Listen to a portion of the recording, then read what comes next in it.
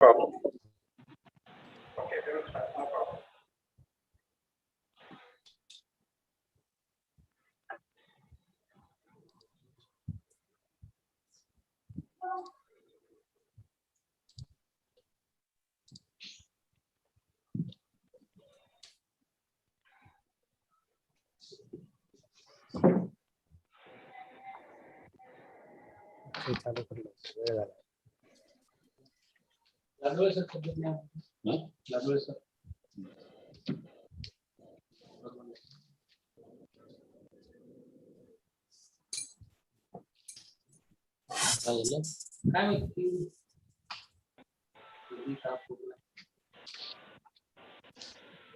Join करा कार्यक्रमाचा.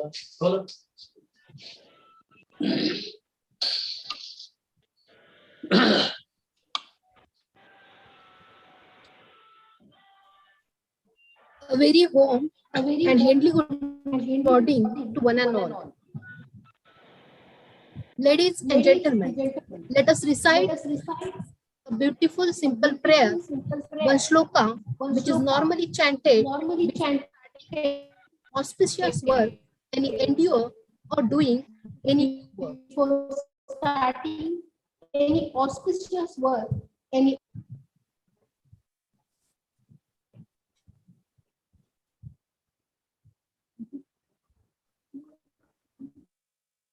Madam आवाज बंद आहे तुमचा.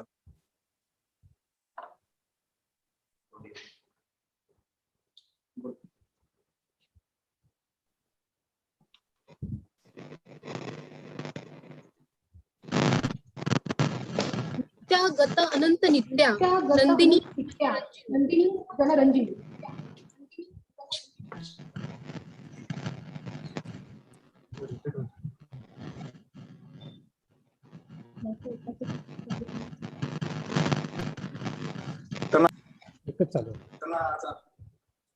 हा मॅडम, हॅलो मॅडम, तुमच्या शेजारी जे व्यक्ती बसले ना ते वेबिनार मध्ये आलेले आहेत, त्याच्यामुळे ते आवाज इको मारतोय.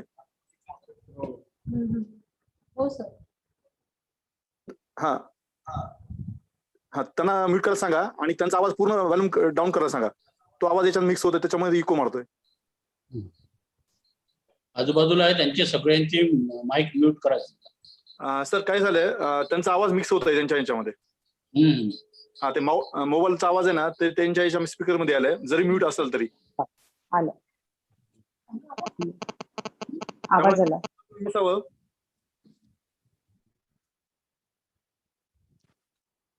पण माझं हे बंद आहे, म्यूट कर नाही का?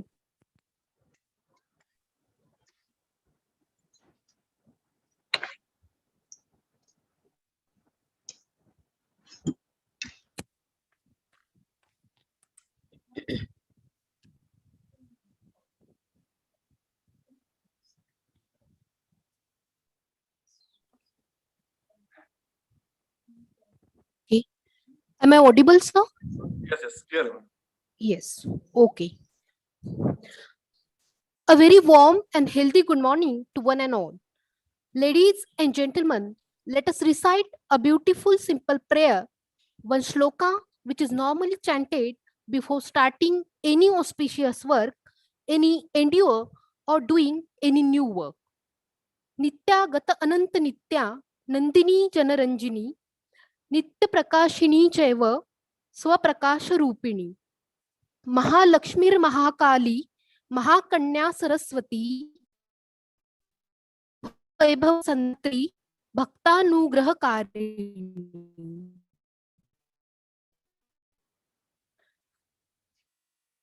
I would pay homage to the one who funded the concept of zero to the whole world, our ancient mathematician Aryabhatta. Aryabhatta is the master who, after reaching the further shores and plumbing the inmost depths of the sea of ultimate knowledge of mathematics, kinetics, and spherics, handed over the three sciences to the learned world. Encouragement, enthusiasm, excellency is the one of the major aspect of the organization, with an object of encouraging the spirit of research and innovation.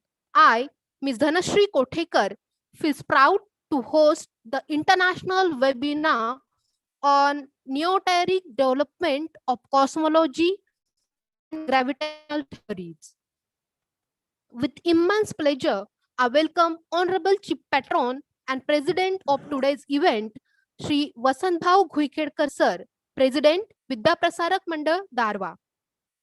I feel delightful to welcome Honorable Patron and Chief Guest, Dr. Sangeetatai Ghuikhedkar Ma'am, Secretary, Vidya Prasarak Mandal, Darwa. I am glad to welcome Chief Organizer of the webinar, Dr. Vilas Raut Sir, Principal, Mungsaji Maharaj Mahavidyalaya, Darwa. With great pleasure, I welcome our inaugurator, Dr. Naneshwar Pawar Sir, Professor and Director, School of Mathematical Sciences, Swami Ramananda Tirtha Marathwada University, Nanded, Maharashtra. I would be very satisfied to welcome our guest of honor, Dr. N.D. Ghaugave Sir, Principal, Government College of Engineering, Nagpur. With immense commitment, I welcome all the three keynote speakers, Dr. Gauranga Charan Samanta, Associate Professor, PG Department of Mathematics, Fakir University, Balasore, Odisha, and Visiting Professor, Inter-University Center for Astronomy and Astrophysics. Dr. Shivesh Kumar Jas Passive, Assistant Professor, Center for Cosmology and Science Popularization, SGT University, Gurugram, Haryana, India.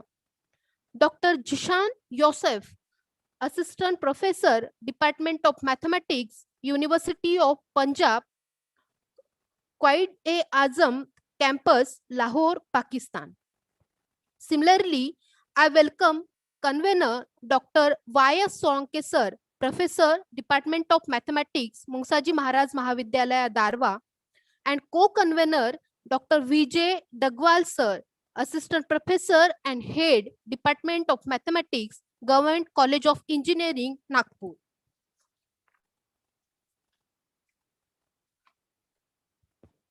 It gives extreme fulfillment to welcome Dr. S.B. Chakwe Sir, Vice Principal, Mungsaji Maharaj Mahavidyalaya, Darwa, Dr. K.K. Hurde Sir, Professor and Head, Department of Physics, Mungsaji Maharaj Mahavidyalaya, Darwa, Dr. P.D. Bageshwar Sir, IQAC Coordinator, Mungsaji Maharaj Mahavidyalaya, Darwa.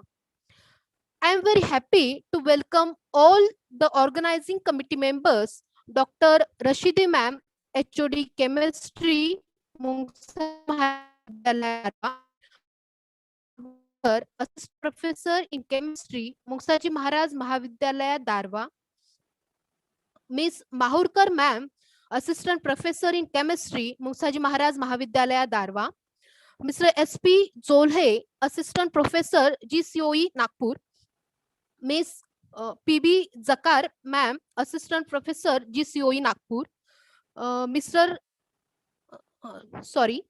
Harshada Bilgaye Ma'am, Assistant Professor, GCOE, Nagpur, Miss R.S. Shende Ma'am, Assistant Professor, GCOE, Nagpur, Mr. Akshay Kale, Research Scholar, Department of Mathematics, Mungsaji Maharaj Mahavidyalaya, Darwa. The Excellencies, distinguished delegates, faculty members, and dear participants, it gives me great pleasure to extend you a very warm welcome on behalf of Mungsaji Maharaj Mahavidyalaya, Darwa and Government College of Engineering, Nagpur, who jointly has clubbed all of us for the international webinar on Neoteric development of cosmology and gravitational theories. Now, let us have the pleasure of listening to the opening remarks of Honorable Dr. V.B. Raut Sir, Principal, Mungsaji Maharaj Mahavidyalaya, Darwa. I consider it a great honor to welcome Dr. Raut Sir for the opening and welcoming remarks. Please, sir. So, am I audible? Yes, Hello. sir. Yes, sir, you are audible. First of all, I pay my homage to Sant Musaji Maharaj, Sant Gadge Baba, Sahakar Marchi, and ex-MLA, founder president of Vidya Prasarak Mandal Darwa, late Balasaheb Gulkedkar, Matushri Srimati Vijayatai Gulkedkar, ex-principal of our college, late Sri S.B. Thackeray. Good morning to one and all present over here. The president of today's inaugural function of international webinar on Neoteric development of cosmology and gravitational theories, jointly organized by Department of Mathematics and IQAC of Musaji Maharaj Mahavidyalaya Darwa and Department of Mathematics, Government College of Engineering, Nagpur. Honorable Professors of Sangeeta Gulkedkar, Secretary Vidya Prasarak Mandal Darwa, our patron and motivator, Honorable Sri Vasantbhau Gulkedkar, President Vidya Prasarak Mandal Darwa, inaugurator and my beloved friend, Professor D.D. Pawar, Director, School of Mathematics, Swami Ramananda Tirtha, Marathwada University, Nanded, our resource persons, Dr. Gaurang Charan Samanta from Odisha, Dr. Shibesh Kumar Jas Pasif from Haryana, and Dr. Jassin Yusuf from Pakistan, Professor N.D. Ugave, Principal, Government College of Engineering, Nagpur, Professor S.B. Chakwe, Vice Principal of our college, Professor K.K. Urde, Head of the Science Faculty of our college, Professor P.D. Bageshwar, IQAC Coordinator, Professor Y.S. Solanke, Convener of today's academic event, Professor Vijay Dagwal, Co-Convener, and all the participants, delegates, teaching and non-teaching staff of both organizing colleges, I heartily welcome you all in this academic event. Dear friends, mathematics is said to be the queen of all sciences, and nowadays, research in mathematics day by day goes on increasing. In our area, cosmology and theories of gravitational theories are mostly used for the research purposes. Dear friends, we all are well known that since about last 2 years, we are suffering from COVID-19 pandemic and we cannot meet and discuss anything physically. But still our people working in the research area, research field are doing hard work, and for this purpose, we use the online platform. Today, we have got very learned and esteemed speakers who will encourage and enlighten us about the recent Neoteric developments in cosmology and gravitational theories.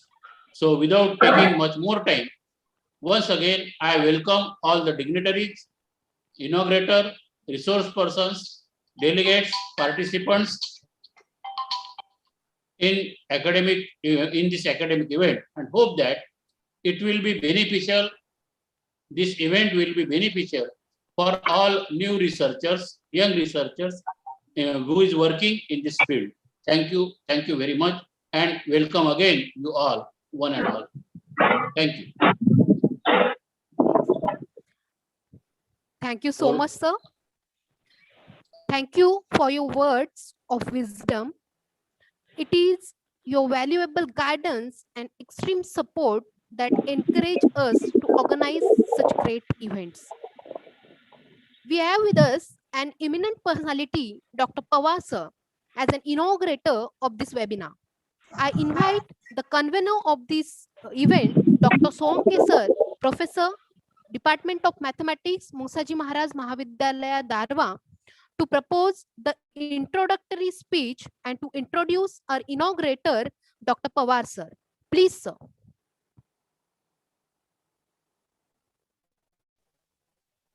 Thank you, madam.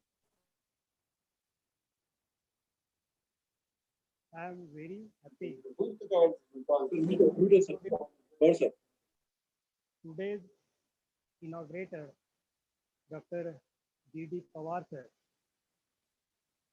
I introduce him with very close relation with me, that Dr. D.D. Pawar sir is my PhD supervisor. Dr. D.D. Pawar sir, presently he is working as a professor and director of School of Mathematical Sciences, Swami Ramananda Tirth Marathwada University, Nanded in Maharashtra.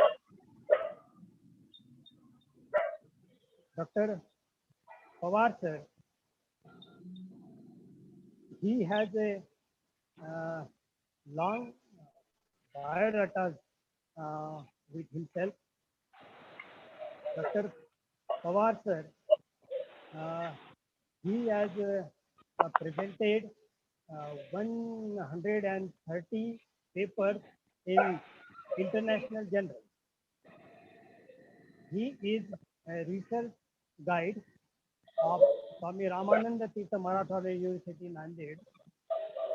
He has presented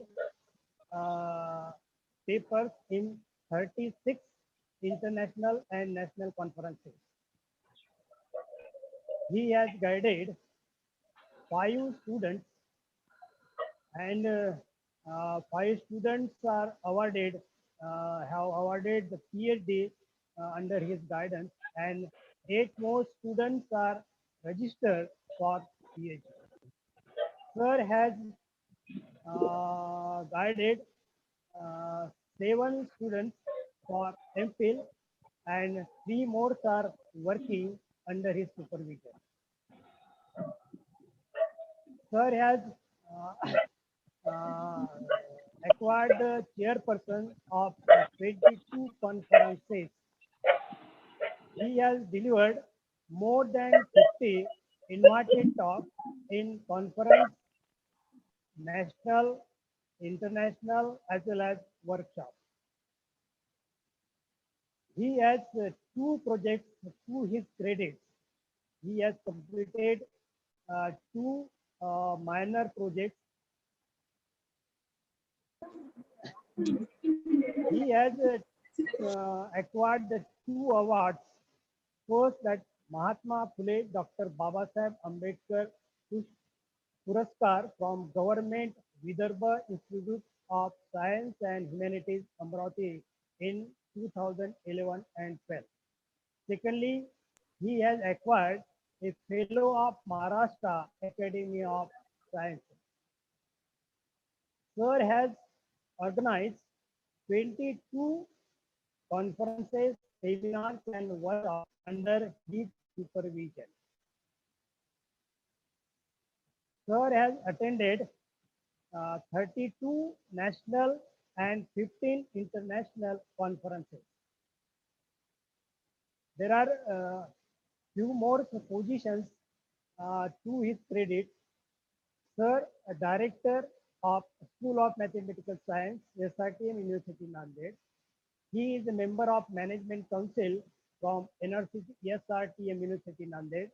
He is a chairman of Board of Studies of SRTM University, Nanded. He is also a member of Academic Council from 2019. He is also the director, Institutional NAC Steering Committee.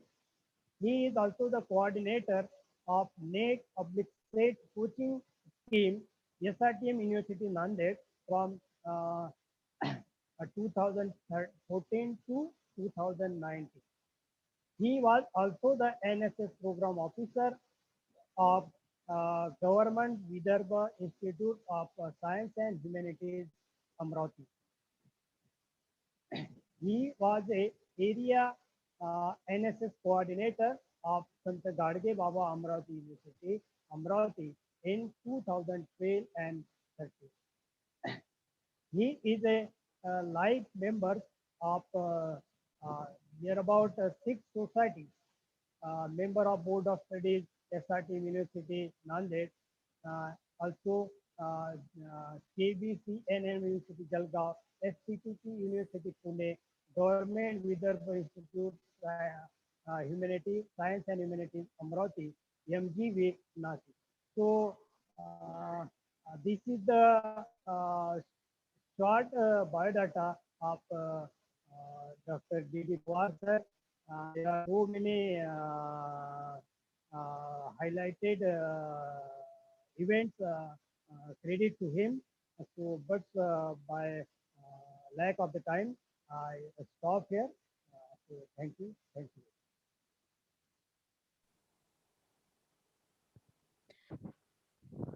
What to Kotekar madam. Yes. Please, madam. Thanks a lot, sir, for wonderfully exploring the audience to the purpose of this event. It will be a privilege for me to invite Dr. Naneshwar Pawar, sir, Professor and Director, School of Mathematical Sciences, Swami Ramananda Tirtha Marathwada University, Nanded, Maharashtra, for inaugurating the international webinar on Neoteric development of cosmology and gravitational theories.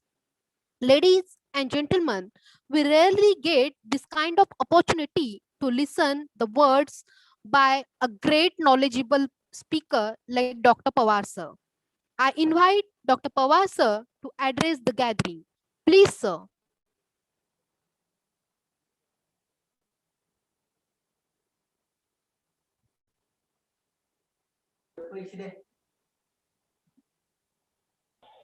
Hello, am I audible now? Yes, sir. Yes, sir. Yes, sir, you are audible. Okay. Good morning, one and all. Video बंद है And thank you, Professor Y.S. Solanke, for introducing me in this international webinar. Sir video बंद आहे तुमचा.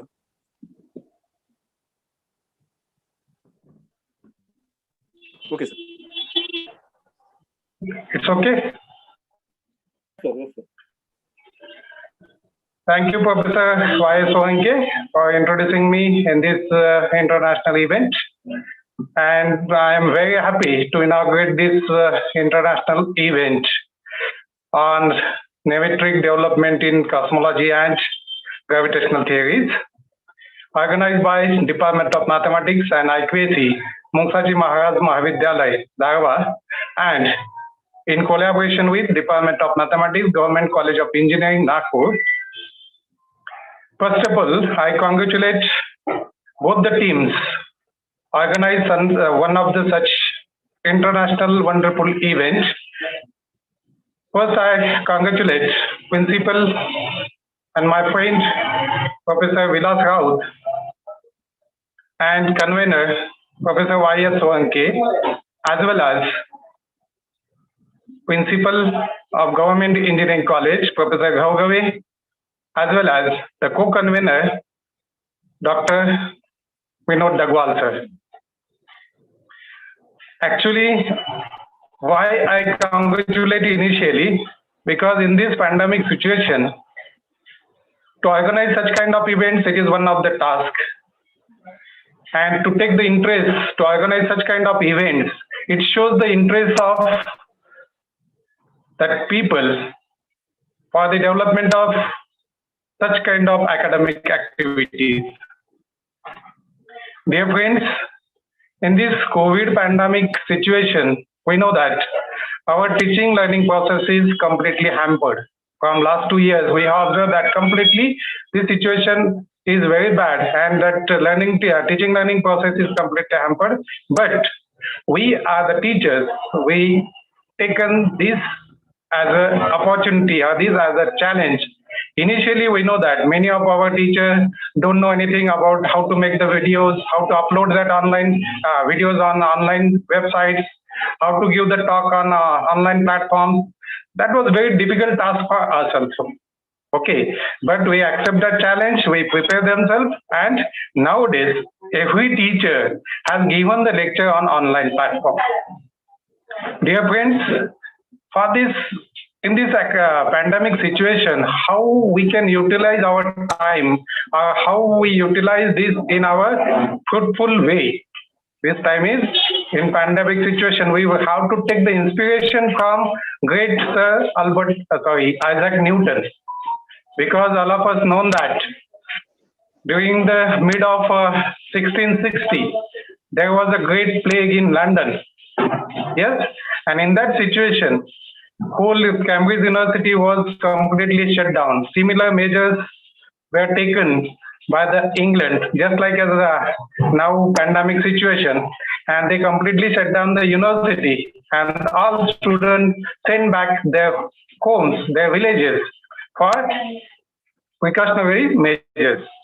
Okay, and in that situation, in 1665, Newton was go back at his home, at his village, and actually, if we observe that during that 1 year, actually, many of us, different mathematicians written that this 1 year was the wonderful year for the Newton's life, because majority of main research he has done within that 1 or 2 years, 1665 to 1666. Okay, majority means we know that basic papers he wrote on the calculus, means actually there was controversy in between the Newton and Leibniz who invented first the calculus, but I don't want to talk about that controversy. But the first Newton wrote some papers within that 2 years on calculus, and actually that was the means foundational for the calculus. After that, Fermat, Leibniz also wrote some paper and developed the calculus. But within that 2 years, Newton wrote some papers on calculus and laid the foundation of basic ordinary calculus. Also, together with the calculus, we know that the gravitational theory, law of gravitation, taking in his mind the shape of that law of gravitation within that 2 years. Actually, law of gravitation, calculus, motion, also the one of the new subject optics, all that 4 topics he was developed within that 1 year, within that 2 years actually. Means we have to take the inspiration from Newton, how we can utilize our time during this pandemic situation. We will sit our home, because for mathematics, no need of any lab, no need of any instrument. Just take pen and paper with your mind. You can do your research at anywhere, at any place. Okay. Dear friends, I am very happy to inaugurate this wonderful event. And I know that many researchers already waiting, are eager to listen our today's eminent speakers. My friend, Professor G.C. Samanta from Fakirmohan University, Balasore, Odisha. Another speaker, Professor Shivesh Kumar Pasit, is from Gurugram University, Haryana. And another young researcher, he has published many good papers on tilted cosmological models. Dr. Jisan Yusuf is from University of Punjab, Lahore, Pakistan. I heartily welcome all the speakers, and I also welcome all the participants for this wonderful academic event, and I hope that this event definitely will create awareness among all the researchers for the cosmology and alternative theories of gravitation.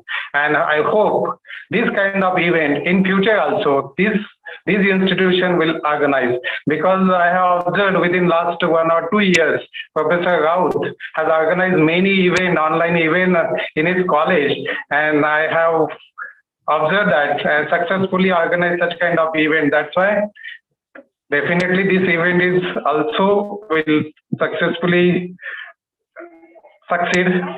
Okay, and with these few words, I stop here. Thank you.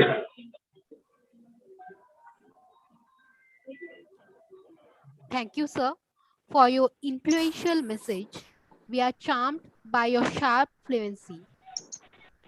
Sir, you have rightly pointed out that just a minute, madam. Just a minute. And I formally announce that this international webinar is inaugurated. Thank you. Yes. Thank you, sir. You have rightly pointed out that we are the teachers, and teachers are always ready to accept the challenges. And also, mathematics has the solution to every problem. Yes, okay.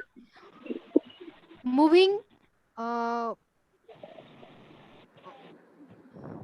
further, I now would like to invite Dr. Ghavghave sir, Principal, Government College of Engineering, Nagpur, to please address the gathering. Please, sir. Very good morning to one and all. Is my voice clear? Yes, sir. Very good morning.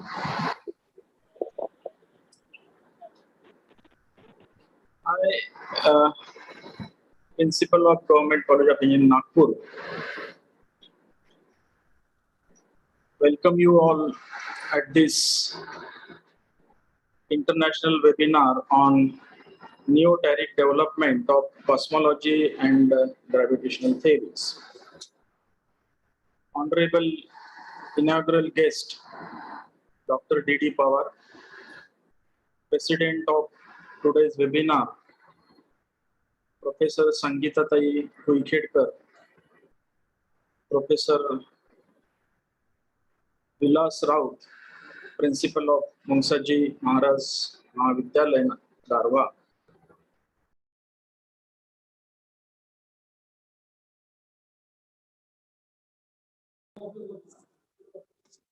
Sir mute झाला sir. Hello sir. Sir mute झाला mike. Now it's okay? Yes, sir. Yes. Okay. So Professor Raut, Professor Solanki, and another co-convener, Dr. Vijay Dagwal of Department of Mathematics, Government College of Engineering, Nagpur. It's my pleasure to be here at this formal inaugural ceremony of this webinar. Friends, at the outset, I congratulate the conveners and co-conveners for organizing the webinar on such an important topic. This is in fact the first instance, or I would say the first experiment, which is being performed by organizing this webinar jointly with one of the science institutes, one of the science colleges. Although we are from engineering background, I know the importance of mathematics. Without mathematics, science and technology cannot be complete. This is very much outlined everywhere. Whatever the concepts, whatever the theories, or whatever the systems we have to design in engineering, its basis always has been the mathematics. So, knowledge and of course the deep knowledge of mathematics is essential for every of the engineers. And I really appreciate the efforts taken by both of the colleges for organizing this important webinar. About our institute, Government College of Engineering, Nagpur, was established in 2006, and within a short span of time, we have made our brand. In fact, so many activities we have organized at our institute within a short span of time. If you talk about last 2-3 years, we organized 2 national conferences, and I am happy to share that this year, even though there has been the corona pandemic, we could organize online international conference. And again, just to make it more elaborative, for this conference, we got the renowned speaker from USA. Probably everyone must have been knowing about him, Professor Sam Pitroda. He joined from USA and he enlightened us through online session. So this type of activities we have been organizing since 5-6 years.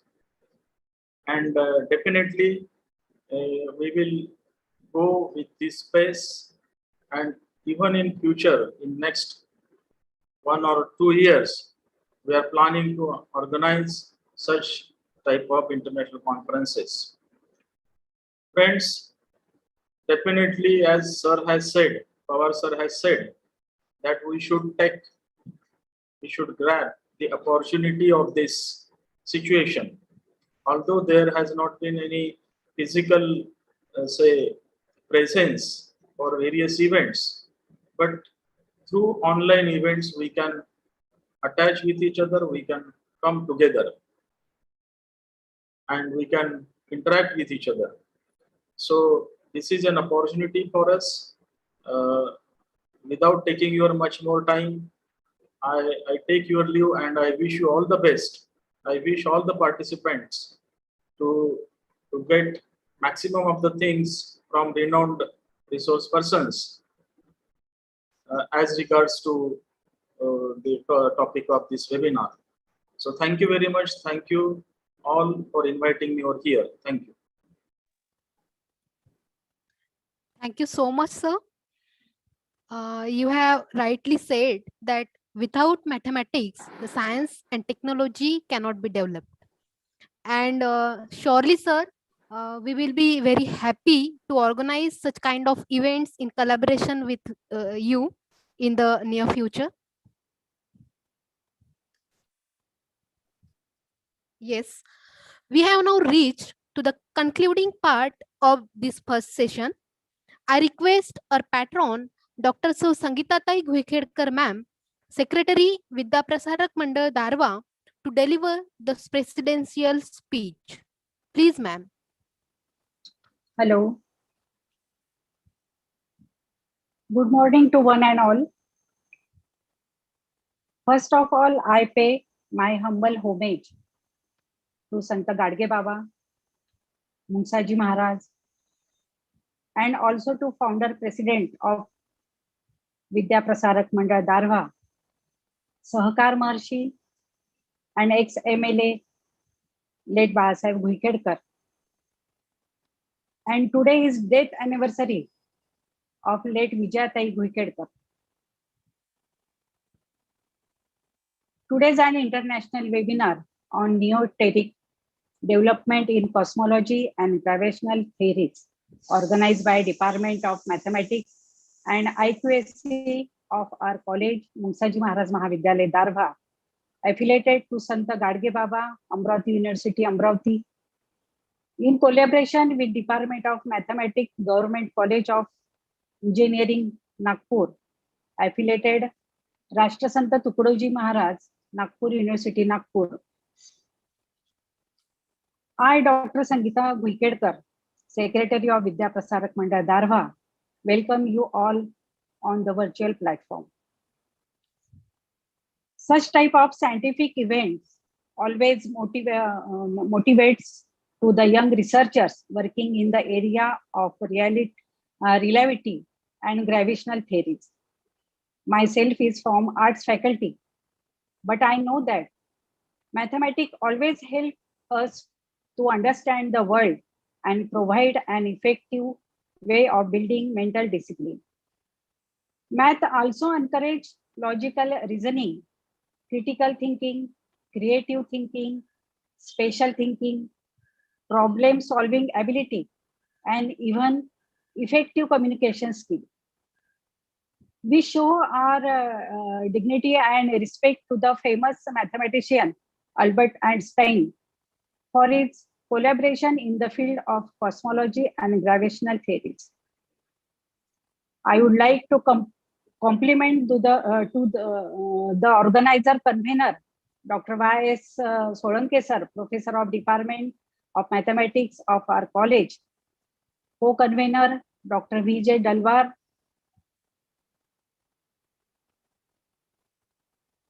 sir, Assistant Professor Department Mathematics from the Government College of Engineering, Nagpur, of their effort to make this event memorable of our institution. I extremely honored to have such a great opportunity to speak before this honorable virtual gathering, and also very happy to see here the virtual presence to the today's inaugurator, Dr. D.D. Pawar sir, professor and director from Swami Ramananda Tirtha Marathwada University, Nanded, eminent resource person, Dr. G.C. Samant from Fakir Mohan University, Balsore in Orissa, Dr. S. Kumar Just Passive from SDT University, Gurgaon in Haryana, Dr. Zishan Yusuf from University of Punjab in Pakistan, Principal from Government College of Engineering, Nagpur, Dr. N.D. Ghaugave sir, Principal of our college, Dr. B.B. Raut sir, Vice Principal, Dr. Sakwe sir, IQAC Coordinator, Dr. Bageshwar sir, all delegates and participants, welcome you all. Lastly, I wish you well in your deliberation today. Thank you and thank you. Thank you so much, ma'am, for your visionary words. I would like to mention here that ma'am always motivate us to organize such spectacular events. Thank you once again, ma'am. The last but not the least, I now request Dr. Dagwal sir, Assistant Professor in Mathematics, Government College of Engineering, Nagpur, to propose the vote of thanks for the inaugural session. Over to you, sir.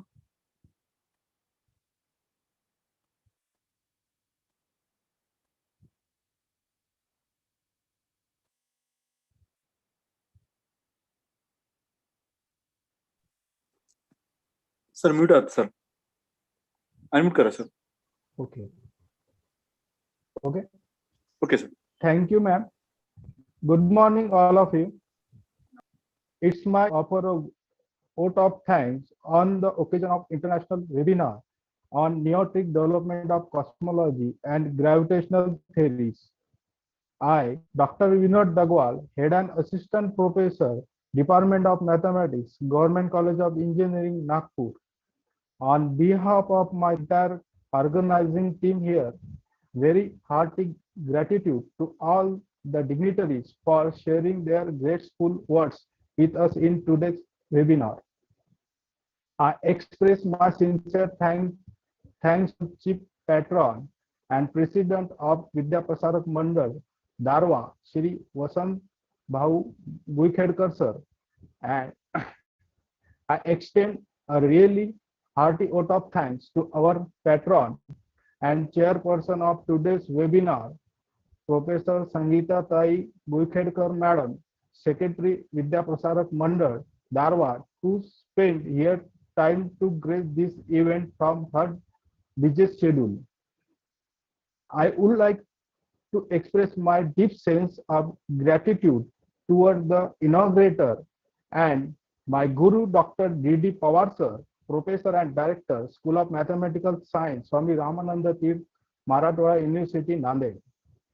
Today, we had an opportunity to hear your thoughts, and this will surely be going to encourage us in our future events. I extend my special thanks to guest of honor Dr. N.D. Gavai sir, Principal, Government College of Engineering, Nagpur.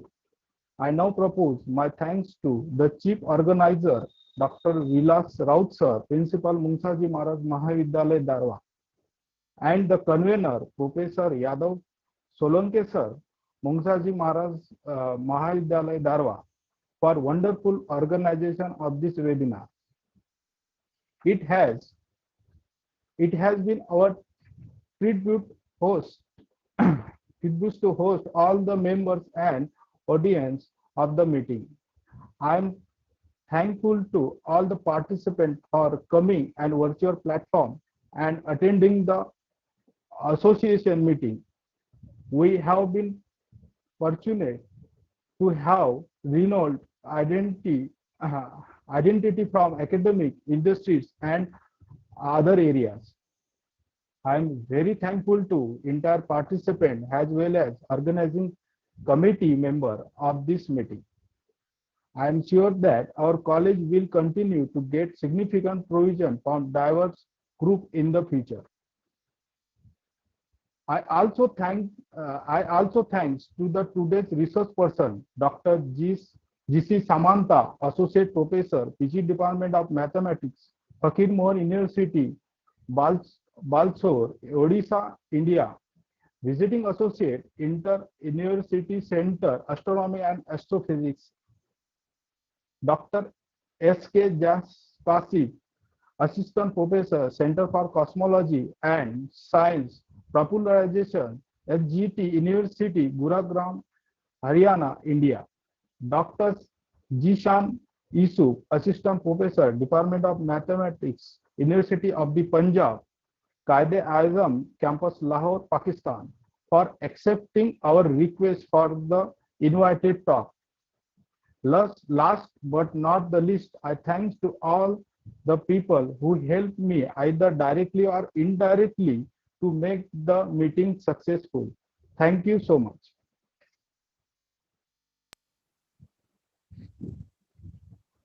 Thank you, sir. Let us now move on towards the next dazzling sessions. Dear all, mathematics is the language of the universe. The more equations you know, the more you can converse with the cosmos. We are having a great opportunity to listen to the words by the great knowledgeable speaker, Dr. Gauranga Charan Samanta sir, with his topic, Background of Cosmology. Before witnessing the beautiful talk, I would invite Ms. Harshada Bilgaye, Madam, to introduce Dr. Samanta sir. Please, ma'am. Very good morning to everyone. Am I audible to everyone? Yes, ma'am.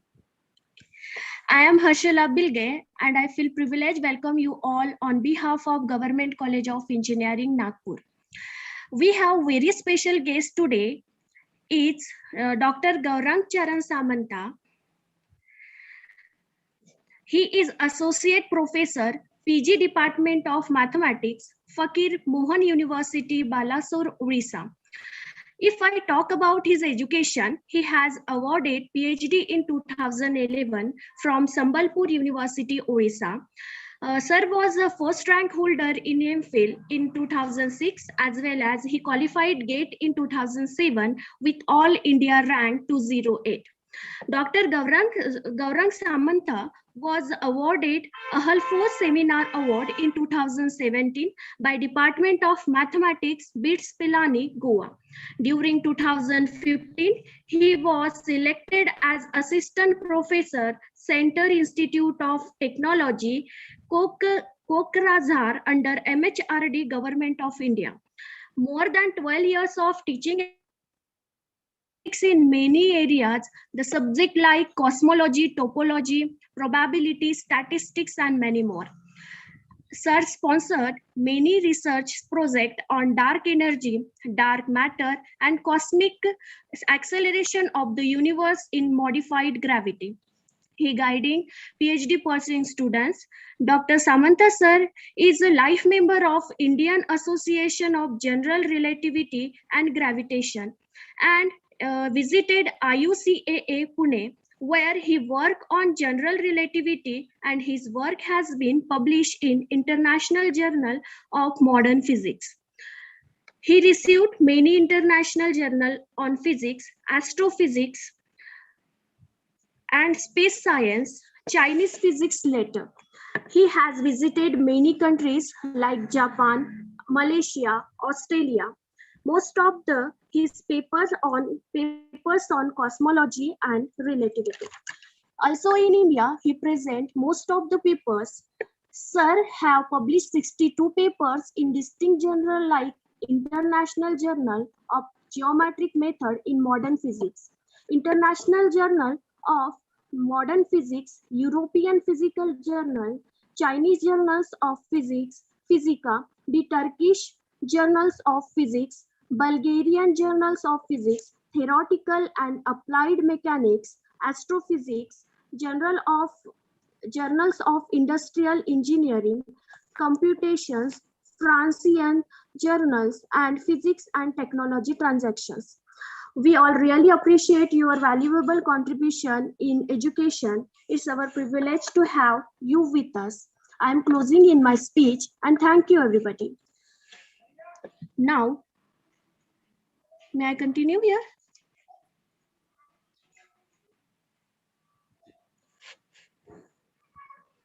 Sorry, ma'am.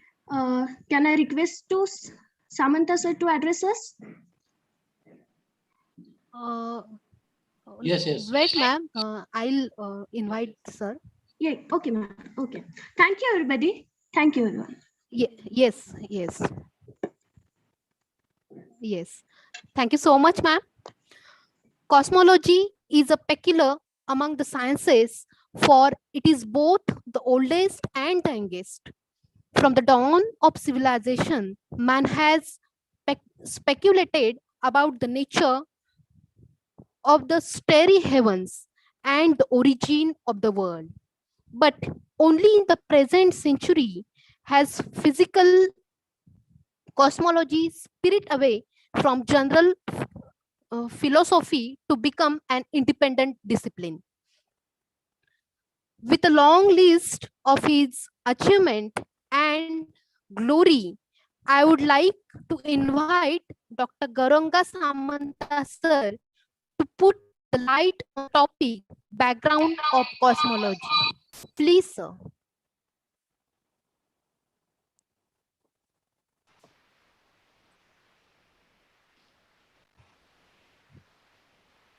Hello. Hello. Can you hear me? Yes, sir. Yes, you are audible. You can proceed.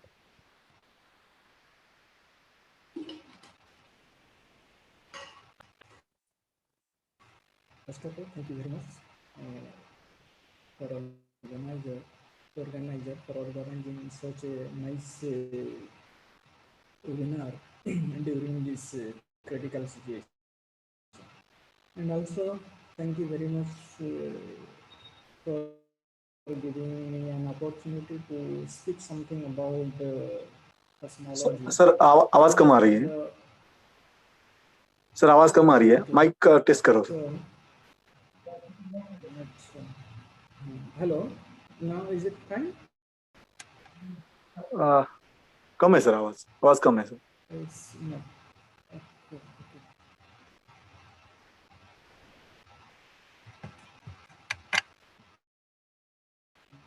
Hello now is it okay hello clear नहीं sir आवाज कम है आवाज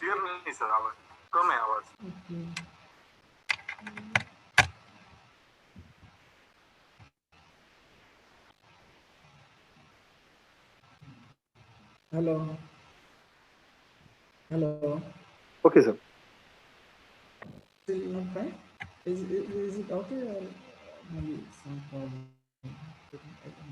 but is it manageable Sir, I think your device voice is less.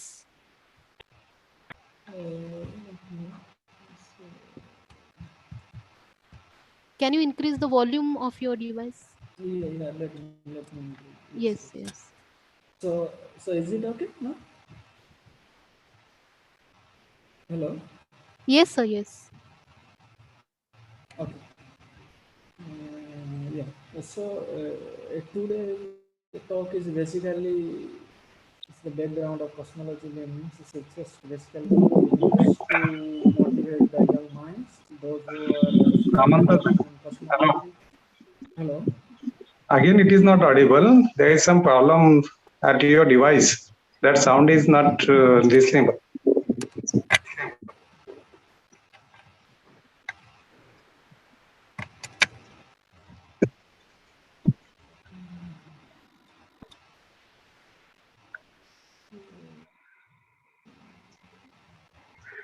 I think you outcome this and rejoin again. yes sir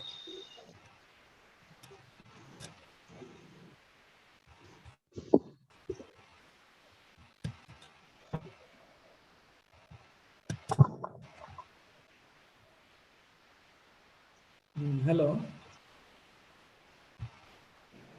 Hello. No, is it okay? Still same problem. Hello. मी पण जातो.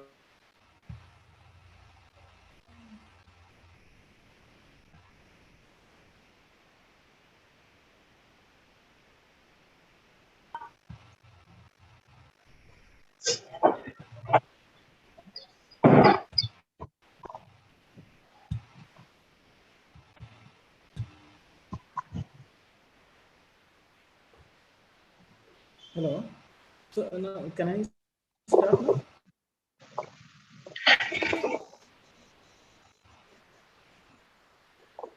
Samantha sir, hello. Yes. Hello. I think you first remove your earphones and try it. Yes, yes, exactly. Sir, Many please times what remove. happened because of earphones, this kind of problems will happen. Yes, yes. Okay. So now it's okay. Hello.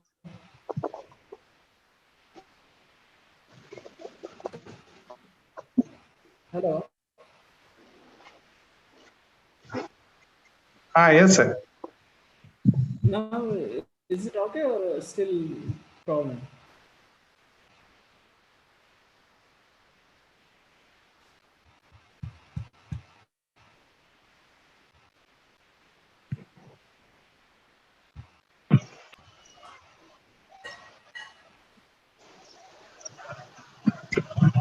Hello. आपका earphone का problem है, connecting नहीं हो रही है, आप rejoining करो sir, और हेडफोन का आपका रिमूव करो sir.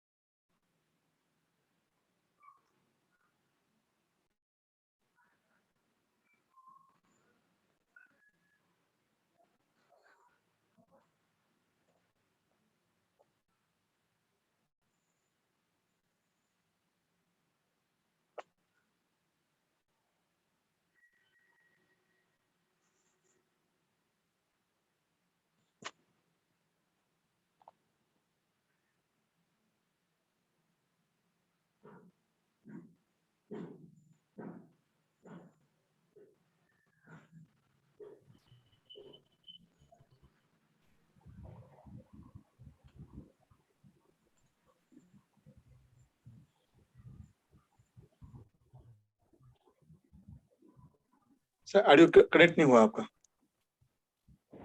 Hello. Hello. Okay sir, आवाज clear. Is it okay? Yes yes. Okay, so wait one minute, just a minute.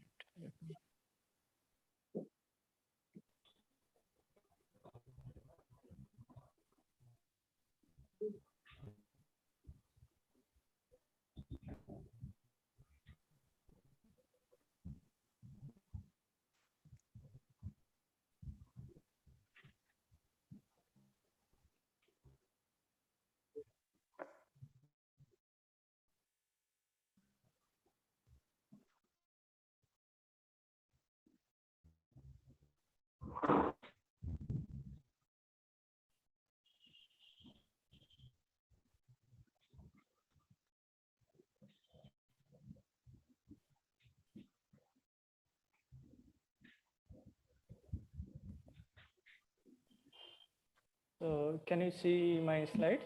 Yes sir, clear. Yes, sir. Okay, so let me start this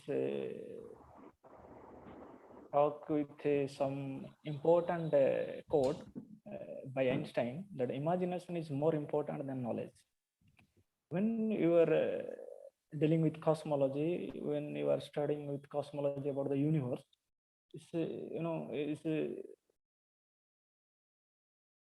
beyond of our knowledge, something you'll have to imagine, because there is nothing deterministic way. You'll have to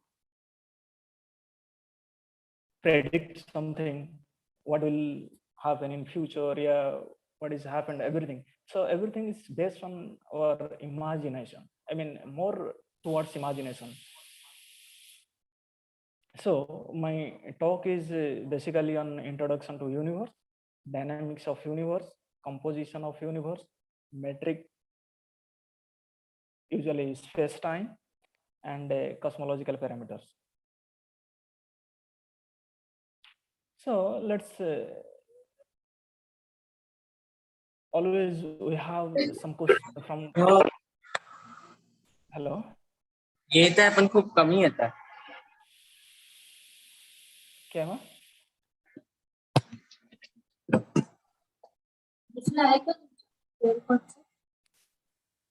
त्याला नेमकं आताच discharge व्हायचं होतं.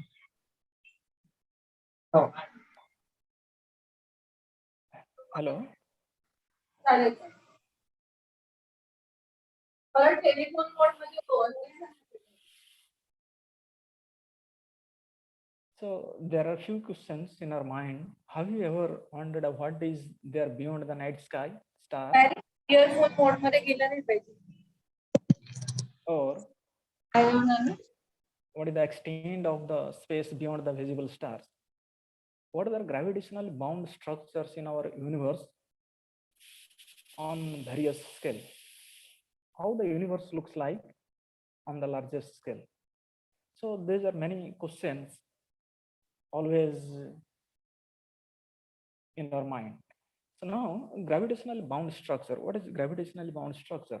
We know that moon revolves around the earth because of dominance of gravitational pull of the earth on the moon. So the earth and its moon constitute a gravitationally bound system or structure. Similarly, the gravitational bound system of the earth and the moon revolves around the sun. Likewise, there are other planets. So if any revolve around the sun, so the gravitationally bound system of the earth and moon is part of the solar system. And it's a bigger gravitationally bound system. Hence, in the solar system, the gravity of sun dictates the motion of planets. Most probably seems to be like this. The picture seems to be like this.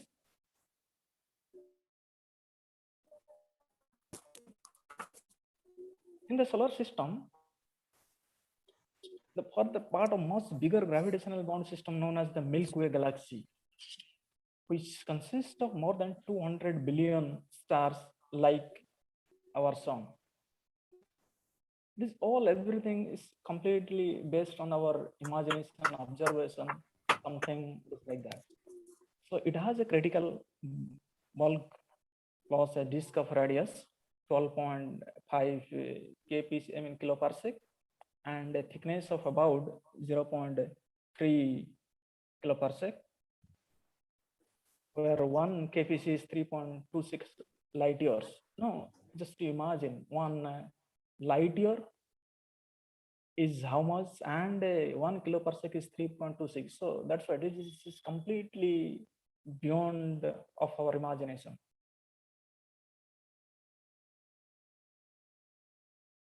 So the picture seems to be like this. Next, cosmological principle: homogeneity and isotropy.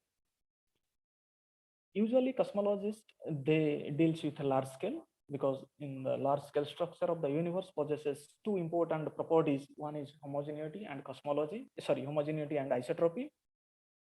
This is known as cosmological principle. Homogeneity is the statement that the universe looks the same at each point. In every point you can see there is no difference. While isotropy states that the universe looks the same in all directions. Means if you look in any direction, still you can see same, there is no difference. In other words, isotropy means that there are no preferred directions in the universe. It looks the same no matter which way you point your telescope. Homogeneity means that there are many preferred locations in the universe. It looks the same no matter where you set off your telescope. Homogeneity and isotropy do not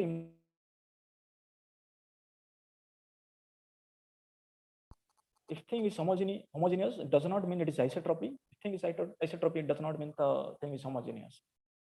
For example, a universe with a uniform magnetic field is homogeneous, as all points are the same, but it fails to be isotropic because directions along the field line are different from those perpendicular to them.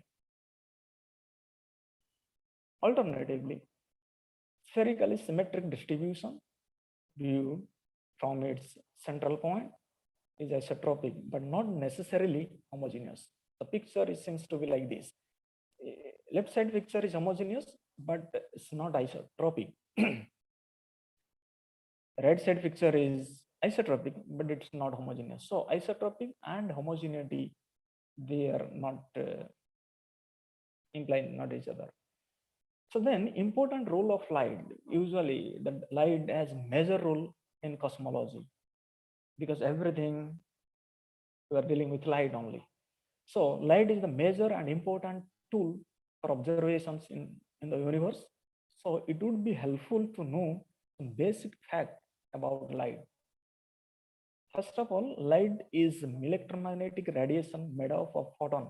It's a packet of energy. Everybody know this. Speed of light in vacuum is 3 lakhs kilometers per second. And also, so far no signal is moving faster than light. And 1 light year, the distance traveled by light in a 1 year. So next point is very important and very crucial nowadays. The universe is expanding. The key piece of observational evidence in cosmology is that almost all galaxies in the universe appear to be moving away from us. And the further away a galaxy is, the more rapid its recession appears to be. So the universe is expanding because galaxies, they are moving away from each other. If a galaxy is receding from us, the characteristics line moves towards the red end of the spectrum, and the effect is known as redshift. That people frequently use redshift in cosmological parameter terms also. We'll discuss maybe later on. On the other hand, if a galaxy is moving towards us, the light waves get crowded together, raising the frequency because blue light is at the high frequency and of the visible spectrum. This is known as blue shift. The picture seems to be like this.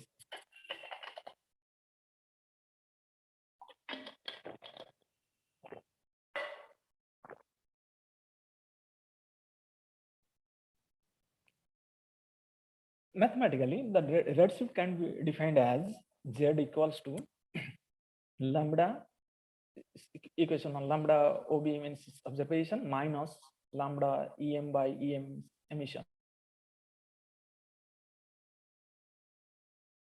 The light at the time of emission from the remote galaxy, while lambda OB is the wavelength of this light at the time of precision on Earth. In case of blue shift, we have Z less than 0. However, the vast majority galaxies have Z greater than 0. and also Z is a dimensionless quantity. By 1929, enough galaxy redshifts had been measured for the cosmologist by Edwin Hubble to make a study of whether a galaxy's redshift depends on its distance from us. Hubble knew Z for nearly 50 galaxies, but had estimated distances for only 20 of them. He found the famous linear relation known as Hubble-Lemaitre's law. Z equals to h0 by c r, where h0 now is called Hubble constant. The best current estimate of the Hubble constant with the modern observations, combining the results of different research groups, is h0 equals to 70 plus minus 7 kilometer per second per megaparsec. It simply implies that any two galaxies, the meaning of this is any two galaxies separated by a distance of 1 megaparsec are receding away from each other at a speed of 70 plus minus 7 kilometer per second. The expansion of the universe is most significant over very large distances. For nearby galaxies like Andromeda, in our local group, gravity is strong enough to overpower the small effect from the expansion of the universe. However, all observers of distant galaxies in their respective local groups are consistent with Hubble's law. Still, there are some ambiguity. A galaxy within a cluster may have a velocity different from the Hubble flow due to local gravitational effects of the cluster. Such a velocity is called peculiar velocity of the galaxy. Thus, the total or effective, you can say effective velocity of a galaxy is given by V effective equals to V Hubble plus peculiar velocity. However, the peculiar velocities are negligible in comparison to the Hubble flow. As a note that no location in the universe is spatial, so observer in any galaxy will observe the galaxies moving away from his own galaxy. So it is very important to note that universe expanding, the meaning of expanding is the galaxies are not moving away from each other in a pre-existing space. Rather, the space between the galaxies evolves with time that drags apart the galaxies from each other.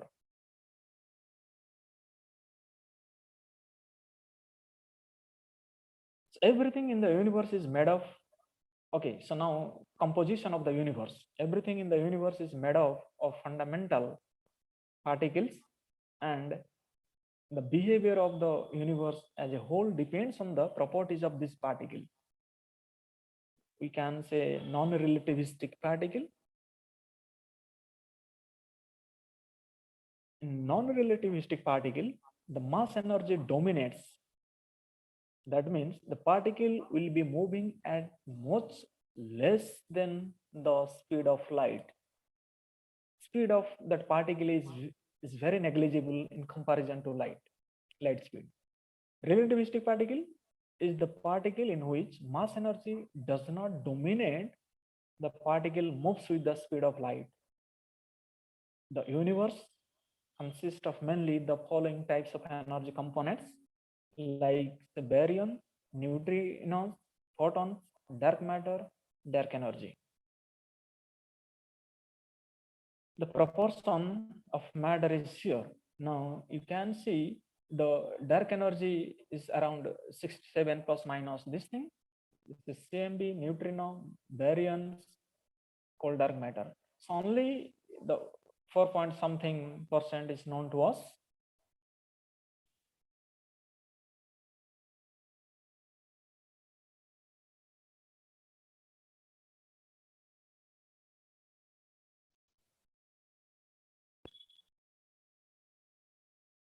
billions of galaxies, clusters and superclusters of galaxies, which look like to form thread-like structures, chains, and masses separated by enormous region of empty space. On large scale, 100 megaparsec or more, the universe is isotropic or homogeneous. This is by cosmological principle. In 1929, Hubble discovered that the universe is expanding. 1998, two independent research groups discovered that the expansion of the universe is accelerating, not only expanding only, but it is in accelerating way. In cosmology, we study the universe on large scale, where the galaxies are the main building blocks. In cosmology, we study that where these large-scale structures have come from, how these evolved to the present, and what will happen in future. Thus, cosmology deals with the origin, evolution, and ultimate fate of the universe. In its early state, after inflation of evolution, the universe was very hot and dense. Just after inflation, it was dominated by radiation. Gradually, it cooled with the decelerated expansion and became matter dominated, while structures were formed that we see today.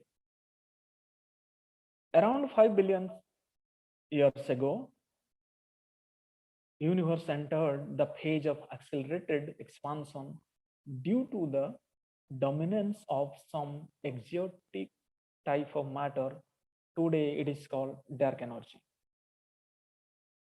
Indeed, the job of cosmologists to understand the dynamics of the universe is challenging, considering the fact that 95% of the budget of the energy in the universe is in the form of the so-called dark matter and dark energy. Still, we are yet to discover the constituent particle of dark matter and dark energy. In fact, understanding the origin of universe is a big challenge, especially the evolution during first, second, because these times and energy temperature scales are very high. This cannot be achieved in our particle accelerator on Earth. So we do not really know the behavior of particles at such high energy scale. Next, metrics. So when we are doing some work in cosmology, we all are dealing with a metric, field equation after some cosmological parameters. So all background is on metric. So I thought let's start from the metric. So what is metric? Consider 2 points xy and x plus del x. These are 2 points in the xy plane, which is a two-dimensional. I mean, we have taken in a plane. Then distance ds between these 2 points given by this equation 0.2. For infinitesimal close point that is very close, could be anything. D square is dx square plus dy square. This is known as metric of the xy plane. It provides the distance between two infinitesimal close points, and so it allows us to find distances along any curve or length of the curve in the xy plane by means of integration. Similarly, we can do for space, I mean xyz, ds square is dx square plus dy square plus dz square, the metric of an isotropic and homogeneous surface embedded in the 3D Euclidean space is given by ds square equals to dr square by 1 minus kr square plus r square d theta square. Now, what is k? Capital K is the curvature constant of the surface, means k could be 0, 1 by r square, minus 1 by r square. 0 for plane surface.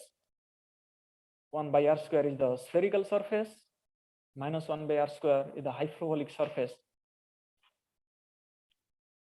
Now, note that isotropic and homogeneous surfaces with 0 and constant curvature, just like a planar and hyperbolic, are infinite in extent, while the one with constant positive curvature gives you finite in extent. So it makes sense to say that the surface with 0 curvature is flat. We're dealing with flat surface only. The surface with constant negative curvature, you are dealing with open surface. This is positive, you are dealing with closed surface. So if you draw triangles on each of the 3 surfaces, then it can be proved that the sum of 3 angles of the triangle is given by S equals to pi 180 plus Ka. This K is curvature. So now look, if K is 0, K is 0, that means sum of the angle of the triangle is 180 degree, right? Unless either it is greater than 180 or less than. And that is called beyond your Euclidean geometry. That is Riemannian geometry, because whole cosmology is based on the Riemannian geometry, because everything that the Einstein field equation, whole things is based on Riemannian geometry. So we'll have to go beyond Euclidean geometry. So now where A is the area of triangle and K is 0, 1 by r square minus 1 upon r square, according as the planar, spherical and hyperbolic surface.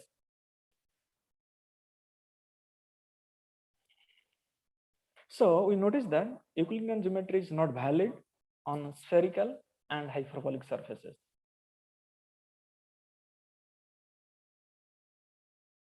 Now we know that our universe is expanding. So the physical, okay. So now after metric, we can talk about the scale factor. What is the importance of scale factor? We know that our universe is expanding. So the physical or proper distances between the galaxies are increasing with the expansion. To describe the phenomenon of expansion of universe, we use a co-moving grid or co-moving coordinate system. So now we'll try to understand what is the meaning of co-moving coordinate system.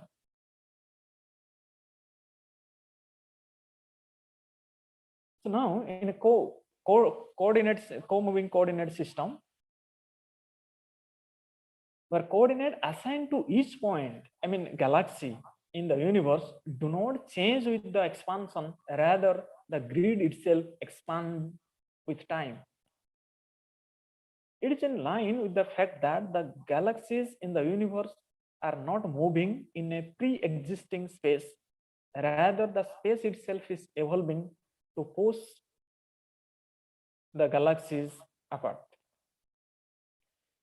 If the physical distance on the grid scale as A of t with time t, then the relation between physical distance and co-moving distance is defined as like this, equation 0.7. This is your physical distance equals to A of t is the scale factor, coordinate system distance is the dc of t. We call A of t as the scale factor of the universe, and it tells us how the distances scale at any time t during the evolution of the universe. Note that the scale factor of an expanding universe always increasing with time. The distance of A, I mean, is a scale factor only on t, ensures that the universe is isotropic and homogeneous. That means if you are dealing with isotropic and homogeneous system, then your scale factor should be a function of t only. That's not be r. I mean, look, this picture. The first picture is the original one. Okay, here I have mentioned. the grid expands with time, but co-moving coordinates, look, in first picture, co-moving coordinates 0, 0 for say galaxy 1 and 3, 2 for galaxy 2. After expansion, still grid coordinate has not changed. So the co-moving distance between the galaxies does not change with time, but physical distance changes. So this is the meaning of once you are talking about universe is expanding in accelerating way. So we can think by this way only. Next, consider any two events. Okay, so now this is the space and time. Now the important point is how space and time coupled with each other.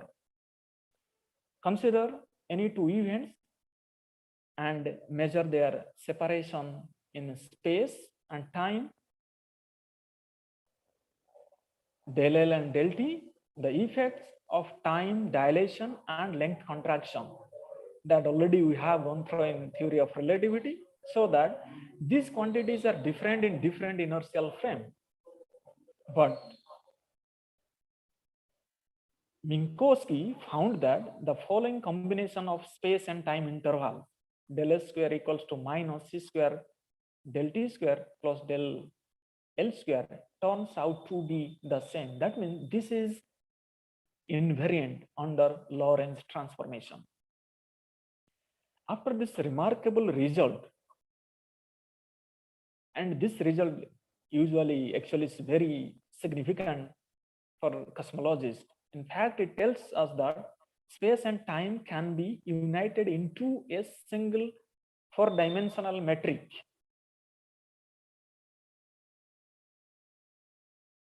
Metric space, with del S being the generalized distance between points in this space. For infinitesimal close point in the space-time, we can have ds square equals to minus c square dt square. Now look, this is dx square, dx, dy, dz. These are dimension is length. T is time, but after if you multiply the speed of this converted into length so that it will be coupled. So ds square is called the space-time interval. The space-time interval ds square can be positive, negative, and 0. Accordingly, the events are called space-like, time-like, and light-like. Next, the energy momentum tensor. The stress energy momentum tensor, sometimes it is called energy momentum tensor, is a second rank tensor quantity denoted by T mu nu in physics that describes the density and flux of energy and momentum in space-time. It is an attribute of matter radiation and non-gravitational force fields. The stress energy tensor is the source of the gravitational field in the Einstein field equation of general relativity. The stress energy tensor is an essential component of Einstein field equation, because in Einstein field equation, the geometry and matter, they are coupled. There is a connection between geometry and matter that gives you the Einstein field equation. So it is normally assumed that one has local energy momentum conservation, which translates into saying that the energy momentum tensor satisfies the covariant form of the continuity equation. T mu nu, the covariant derivative of T mu nu should be 0. That gives you continuity equation. That is, its covariant divergence vanishes. The stress tensor T mu nu for perfect fluid. The meaning of perfect fluid is there is no viscosity and no heat conduction. It's useful for cosmology, and which is given by this one, where rho is the mass energy density, p is the pressure, and u mu usually the four velocity vector, tau being the proper time for time-like path in the rest frame, the fluid, and which is given by this. Next, Einstein field equation. Einstein knew that the Ricci tensor R mu nu has strong similarity to energy momentum tensor, and at one point in early November 1915, he conjectured that the two should be proportional. That means R mu nu equals to some constant into T mu nu. Though this question is not quite correct, equation is not quite correct, since Ricci does not generally satisfy the continuity equation. It's a significant step to closer to his ultimate field equation, which he eventually reached by the end of November. These are G mu nu equals to 8 pi G by C4 T mu nu. Now, what is G mu nu? Usually called Einstein's tensor. That is equal to R mu nu minus half G mu nu R.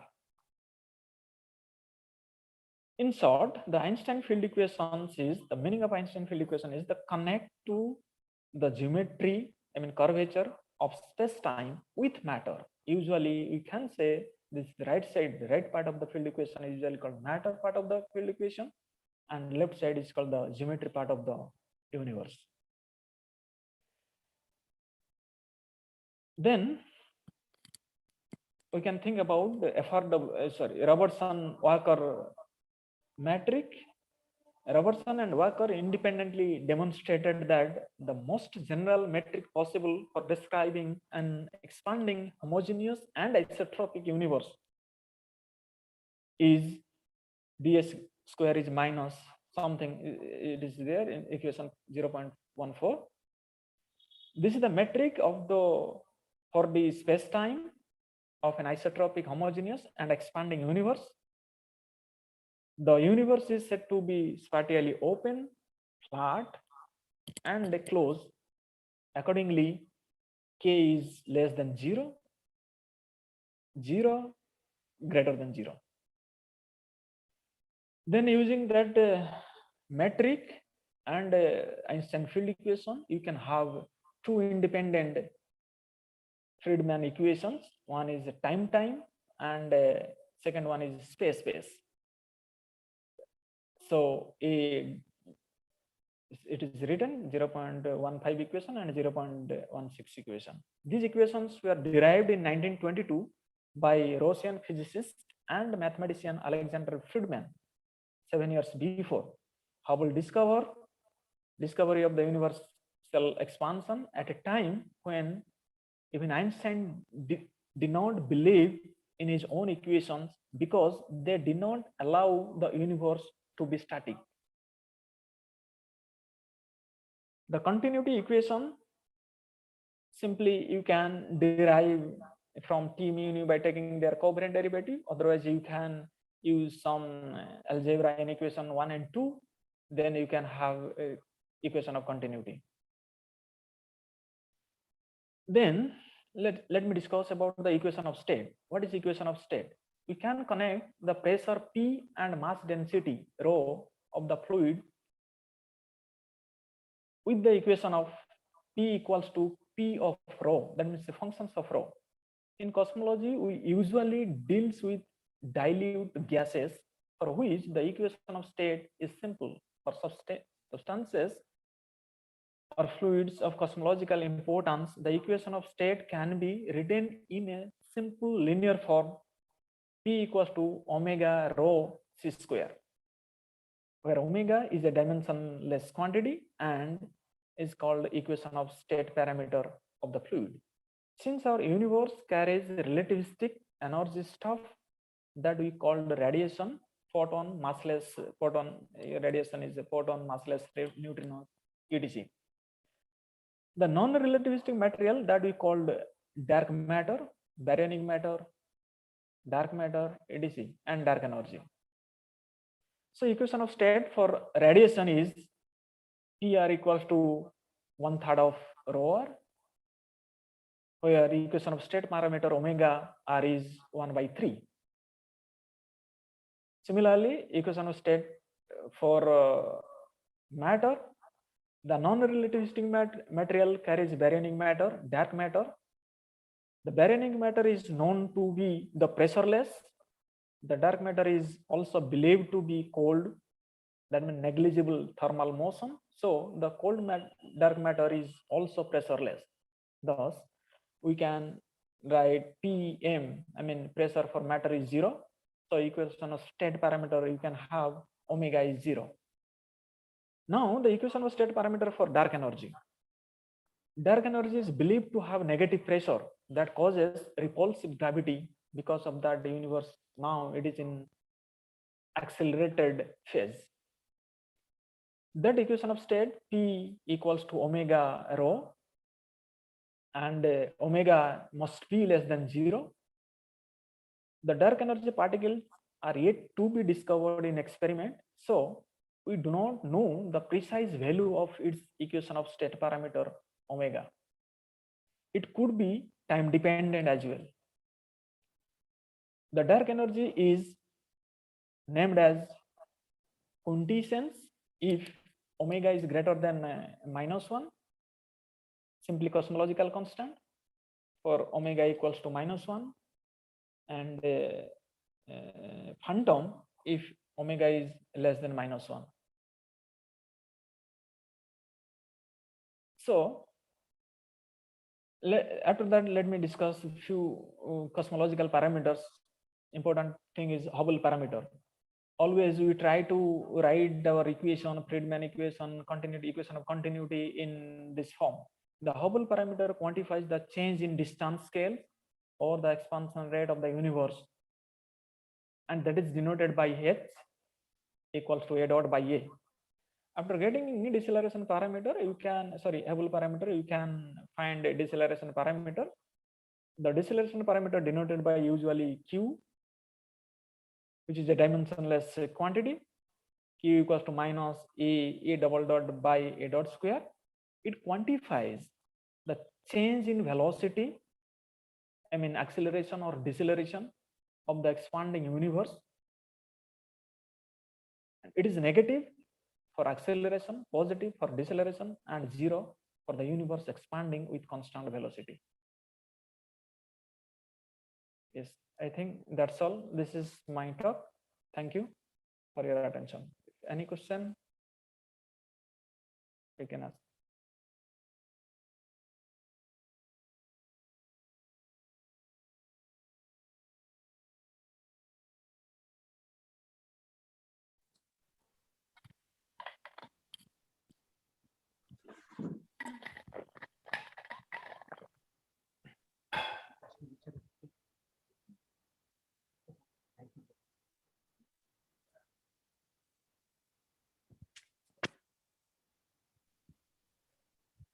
Thank you so much, sir.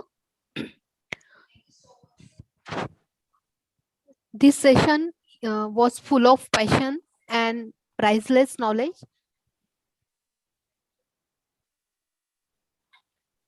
That was really an extraordinary speech. It surely helped the participants to understand the topic. Thanks a lot, sir. Yes. If anyone has any query, they can ask to sir.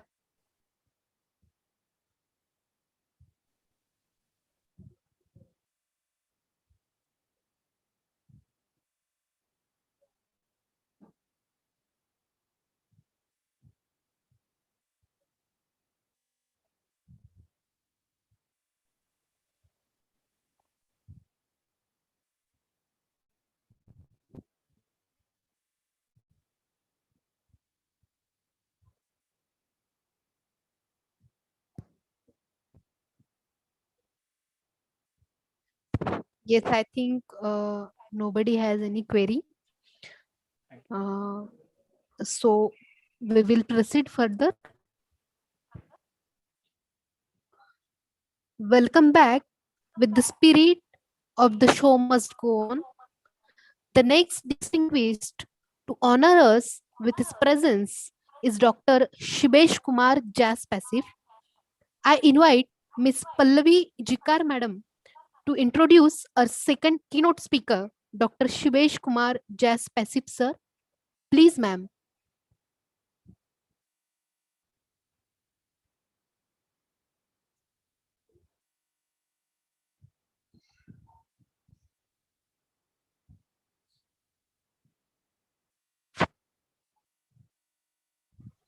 Hello, I'm audible? Yes, ma'am. Good afternoon, one and all. I Pallavi Jikar, working as visiting faculty in Government College of Engineering, Nagpur. It's my pleasure to introduce Assistant Professor, Center for Cosmology and Science Popularization, SGT University, Gurugram, Haryana, Dr. Shibesh Kumar Jas Pasif. Sir awarded PhD in 2011 from Banaras Hindu University, Varanasi. During his PhD in 2007, Sir was awarded UGC Research Fellowship. Sir was also awarded Postdoctoral Fellowship from National Board for Higher Mathematics, which is NBHM, set up by Government of India under the Department of Atomic Energy. With 34 publications, Sir was invited many times to deliver the lecture. More than 12 years of teaching experience, Sir has presented 7 national and 1 international papers. With life membership of Indian Association for General Relativity and Gravitation, as well as ASI and TTSI, Sir is dedicated to research and academic. Sir has reviewed more than 20 papers of many reputed journals. With excellent skill and multitasking strength to handle various academic jobs, Sir worked as assistant professor at Vellore Institute of Technology, Manipal University, Jaipur, ITM University, Gurgaon, JSS Academy of Technical Education, Noida, and associate professor at IEC College of Engineering and Technology, Greater Noida. With innovative, creative, and ability to work independently and in teams, Sir is having a big interest in cosmology, astronomy, psychology, and all areas of science, with wide vision for right education to establish a center of excellence for the growth of scientific temperament. With this introduction, I would like our speaker to enlighten us with his knowledge.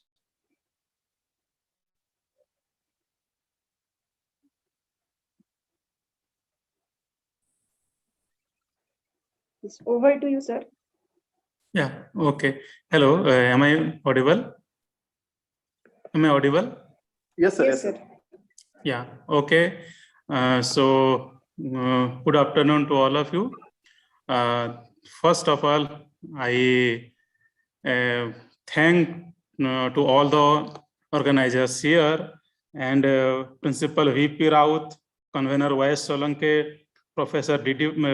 Pawar, Professor N.D. Kagode, Professor Sangeeta, and my friend Professor Vijay Dagwal for inviting me to speak something in this international webinar. And I thank all of you and all the participants who are patiently listening to these talks. And let us start then.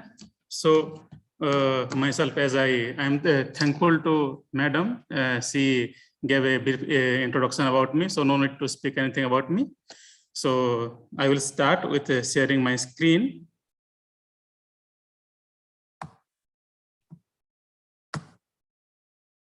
So is it fine?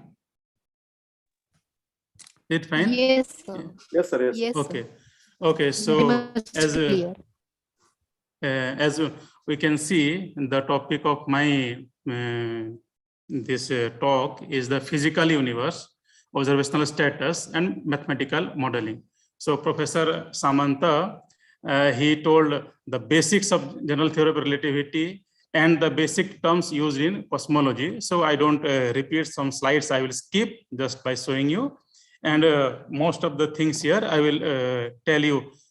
Actually, you can see just recently we are now in the stage of establishing this center of excellence, Center for Cosmology and Science Popularization. So basically, I'm a science popularizer, a cosmologist. So the talk is something towards the development of scientific temperament also. But the main topic is cosmology. So here we go. So the outline of my talk is, and just I will tell you something, the introduction to the universe.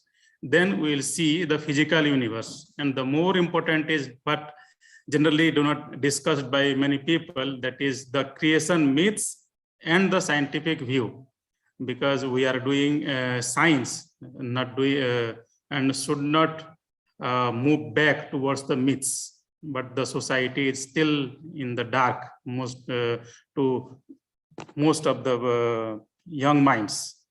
And here we can see, I will tell about something about the cosmology, the basic introduction. Then I will tell the observational status and the Big Bang theory, general theory of relativity, and how to model the universe mathematically. So here, as we can see, what do we mean by universe?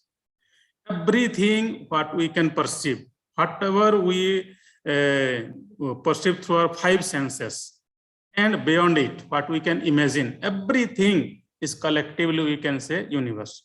And all the components, all the matter part, as Samantha sir told you about this, so I'm not going in deep, but we can see everything we can perceive is our universe, is collectively, we can say it is our universe. And in this universe, we can see how all the structures we can see, and here our sun, and from here, the energy released from here, that we are made up of. And we are also made up of, we can see, just like all other matters here, matter, atom, nucleus, quarks, strings, even we can say. So this is the basic concept, that how the structures evolved. But from where all this structure came, let us see. But all these structures, we see how it works. What is the fundamental building blocks of the universe? And the more important question is why we are here. Is it there? We are here just to work, eat, sleep, drink, and finding entertainment, seeking society. This is, and we are doing all these things. So is this the purpose of life? No. To my understanding, this should not be the purpose of life. The purpose of life is to explore the whole universe, the whole nature, with more and more skills, whatever and what more and more things we can invent, and that is the progress of life. I think so. And if you will see, around 2 to 4 lakhs of known history we have. But the presented written or some history we can see, not more than 15-20,000. Here we can see in India and China are the oldest, not oldest, but they're known oldest civilization, which have some text we can find from there. But most of the texts, these are actually hypothetical, story-based, and mere geographic arguments. But we need mathematics, logic, pattern, symmetries, and the basic observation to understand the nature and the universe. So as all of here, most of the people we are from here, mathematics. So we can, I must say about this, mathematics is the language of the universe. All other languages are invented to communicate, but mathematics is discovered from the nature itself. So mathematics is a language already present in the nature, in the universe since its beginning. But we have discovered it. But all other languages, whatever we speak, or English or Hindi or whatever it is, all these are invented just to communicate. So mathematics is the basic. And just for example here, we can see here, if someone is a poet, the poet can sing a song or write a song by looking at this butterfly or this animal or this pattern. But mathematician's eye view, we can see the mathematics here. What is the shape, how it is moving, and here what is the dynamics, everything we can find. So mathematics in the nature, this is the most, we can say, compact language to understand the universe with mathematics. So let us discover the universe with mathematics, with logic, with observation. and not with some beliefs. So let us see what are those beliefs. Just 2 slides I will tell you about the physical universe here. Most of the texts, actually, I have tried to discover as much as possible from the geographical point of view, from the scientific point of view.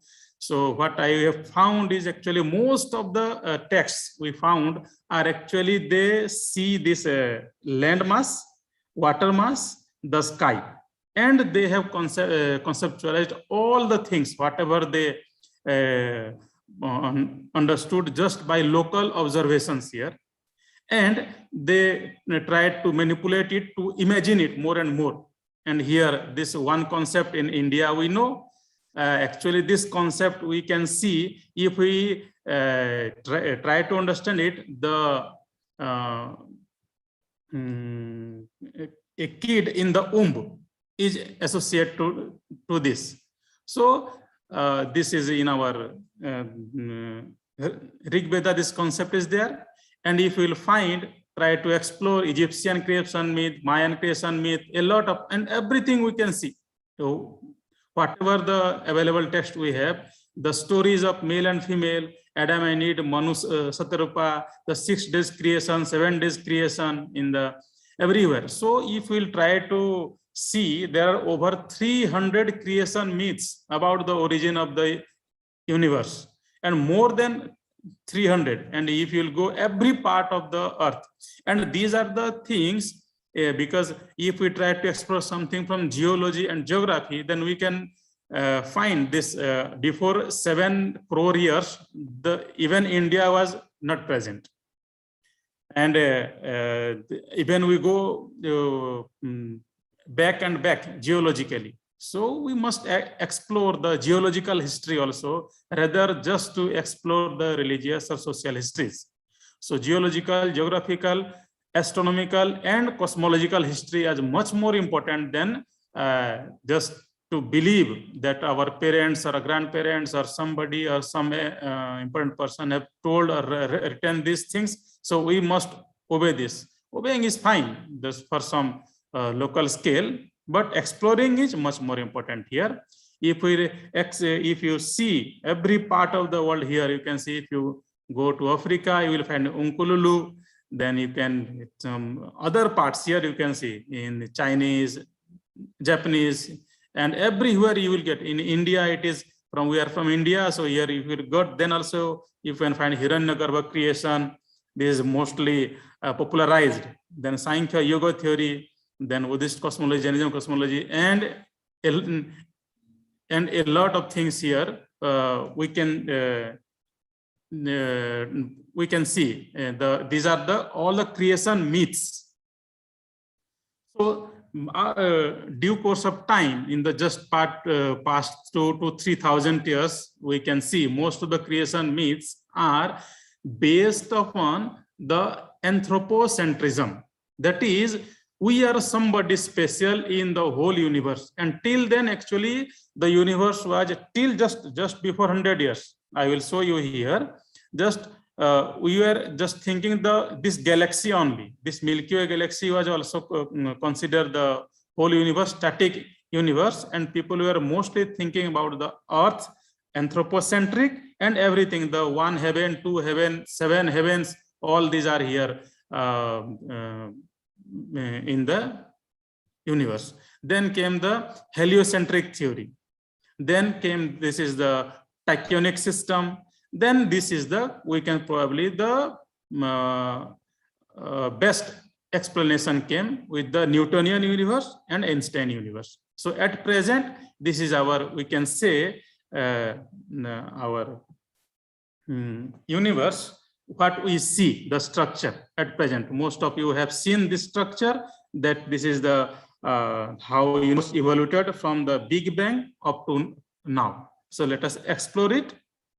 And recently in 21st century, with the different observations and also some experiments, some theory are coming here: black hole universe, fractal universe, plasma cosmology, electric universe cosmology, rainbow universe, and many more. These are coming now. And here you can see, and finally, you can see here this one, till 1922, most of the creation myths, most of the whatever the available science, they were describing the universe with this scale only, just this scale only. Few stars, few the sun and earth planetary system. Till now, most of the people, they are confined to this local scale or classical scale, we can say. But if we try to explore, we can see here this one. At present, the universe is estimated to be 93 billion light year. So how it is possible if we can see only 13.7 billion years? For example, we can see here, this is the observable universe versus entire universe. We can see here, if this is our Milky Way galaxy, if we see, seeing far is the seeing past. This is, for example, we see the Dhruva Tara. Then that Dhruva Tara is actually, we are not looking the present state of the Dhruva Tara. It is, we are seeing 450-year-old Dhruva Tara. And here we can see if this galaxy is not yet the light is received yet. That means we do not know whether this galaxy is existing or not. Similarly, here we can see if this is the Earth, and we can see this galaxy 13.7 billion years old, and we can see this galaxy 13.7 billion years old. That means for us, both the galaxy A and galaxy B exist. But for this galaxy A, a person standing here do not know whether galaxy B exists or not. And this galaxy B, a person do not know whether this galaxy exists or not. But the universe is expanding. That is a clear state proof that universe is expanding. Also, I want to mention that almost all the creation myths, even Albert Einstein, he was convinced about the static universe. That means a universe which is static. But the expanding universe, then now at present accelerating expanding universe, these are the, we include all these, then how space is expanding, we can say the universe is 93 billion light years across. This is called the cosmic waves. Every point here is a galaxy that contains more than 300 to 400 billion stars. So what is cosmology? Here we can see the cosmology is the study of the origin, the evolution, structure formation, dynamics, and also the ultimate fate of the universe. What will be in the future? What will be its future? So we can say cosmology generally two parts. That is modern cosmology, which is based upon observation, mathematics, logic, and experiment whatever the possible. For example, in CERN, this is our Geneva, this experiment, and some other experiments are there. Large Hadron Collider, China is now going to start is Super Large Hadron Collider of 97 kilometer. Then here you can see all these are actually modern cosmology, and the foundation was laid by Albert Einstein. Before that, the theory of that Newton's theory was very nice, but it is the classical scale. But the relativistic scale, this is the theory of Albert Einstein. And other one is the creation myths. The irony and the sad thing is that till now, modern cosmology is not even popularized to the majority. Majority are still, they are believing in the creation myths, the speculative cosmology with oral tradition, some holy text, some this text, that text kind of things.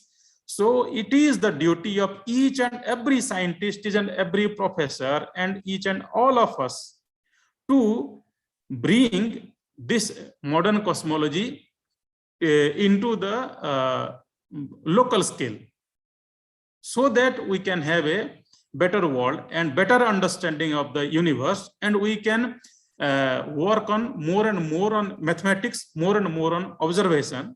And that is the essence of our human life, not just to believe something and on based on the creation myths and popularize those. So this is the observational status, how it is before 1922. Most of us were believing the universe, the static universe, and most of them were thinking about, some texts have some more explanation, but we are not going to that. But 1923, it was Edwin Hubble. He is the greatest one who saw that galaxies are moving away from each other. And G.C. Samanta sir has told you about how this is associated to the Hubble rate. And this is the first evidence of the expansion of the universe. And this is the observational, this is the mathematical proof that the universe is expanding.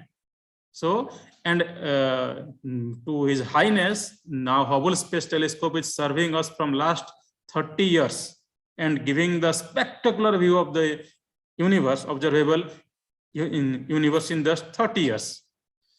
And in 1950, it was the Big Bang theory came, according to which, if we are seeing everything is expanding, then someday, some year where in the past, all the energy matter were concentrated at certain point. And that is the beginning of the universe called the Big Bang. May not be it is the true because there are some troubles also, but as of now, it is the most acceptable theory according to our observation and mathematics. So till 1965 also, Big Bang theory or even all these things were not popular to the people. But in 1965, because physicists were, most of the mathematicians were working, or some people, but the hardcore physicists that were not started to work on cosmology, they were against it. But in 1965, these two people, Arno Spengias and Wilson, they have taken some observation and found about the cosmic microwave background radiation. That is the relics of the Big Bang. And since then, work started in 1992, the COBE satellite, then WMAP satellite recently. Still now it is working, and we are getting the homogeneous structure of the universe. These are the baby universe, we can say. That means here the when universe was just few million years old. So these are the evidence of the Big Bang. Then here we can see recently in 1998-99, these people awarded Nobel Prize. These people also awarded Nobel Prize. They have changed the concept of the universe. Whatever we were thinking about the universe, this gave us the independent observations between these two groups, Perlmutter group and this Rees group.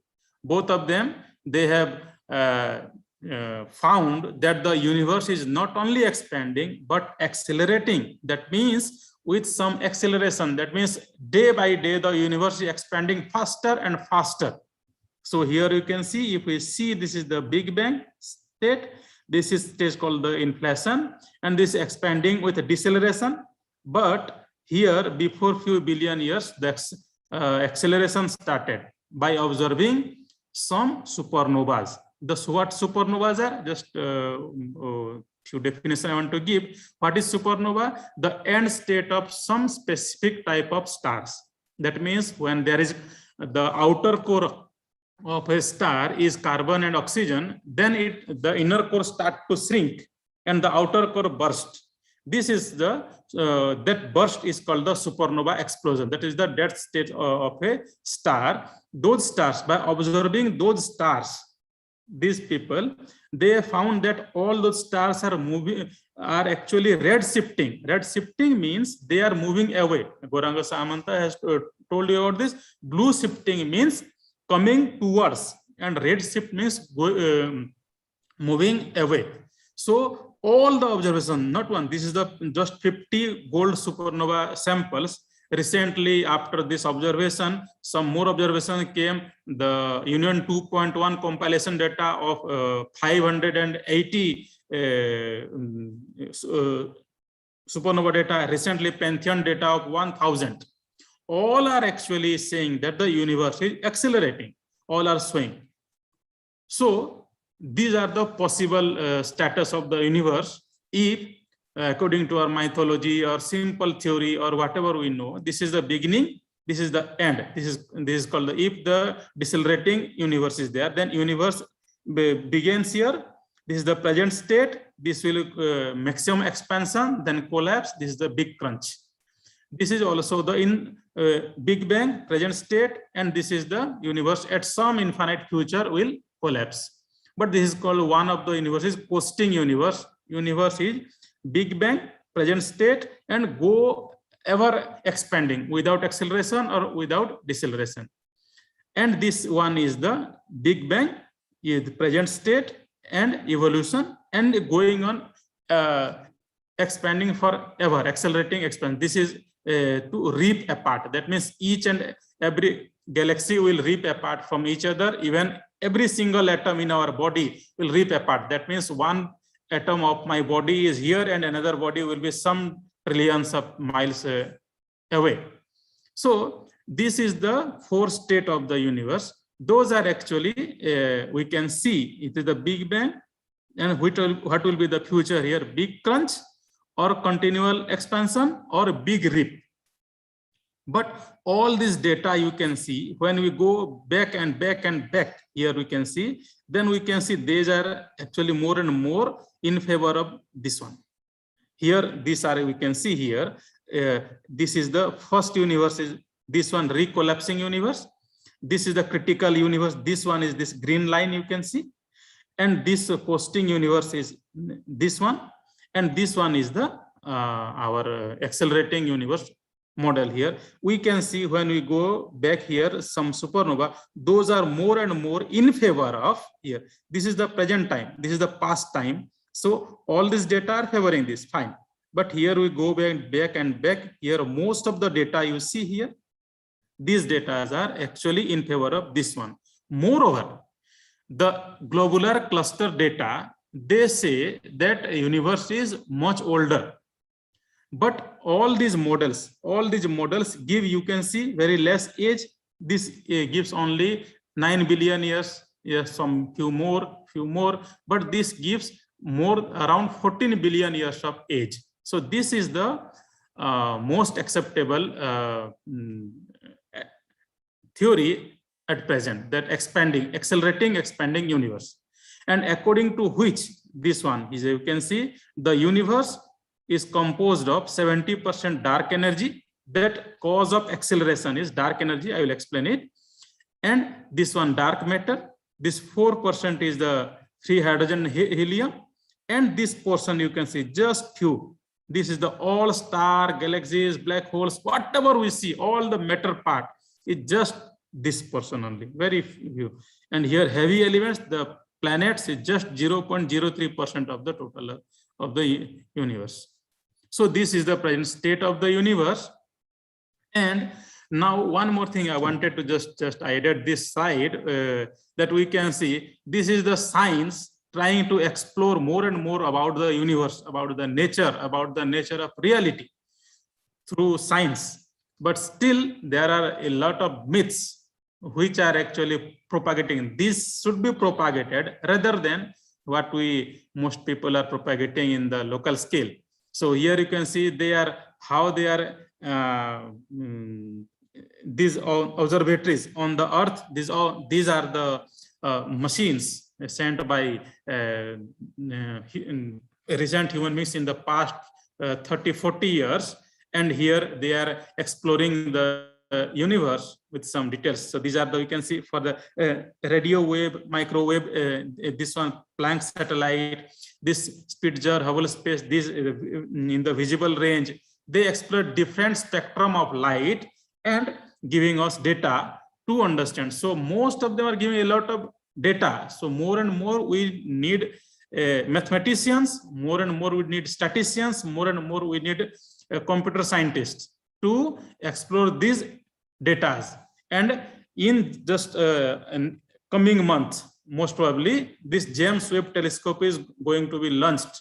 This is the future, and after 5 years we will get more enormous data to analyze, and we can explore more and more about the universe. We can see till 1990 we were just looking at the few stage of the universe, but Hubble data came, and you can see Hubble Deep Field Survey here. Then Hubble Ultra Deep Field Survey, they can see this data we can see from here. That means universe was just 480 million years old only. Then this is now going to launch in coming years. This is the future of our cosmology. This we can see more and more we can explore.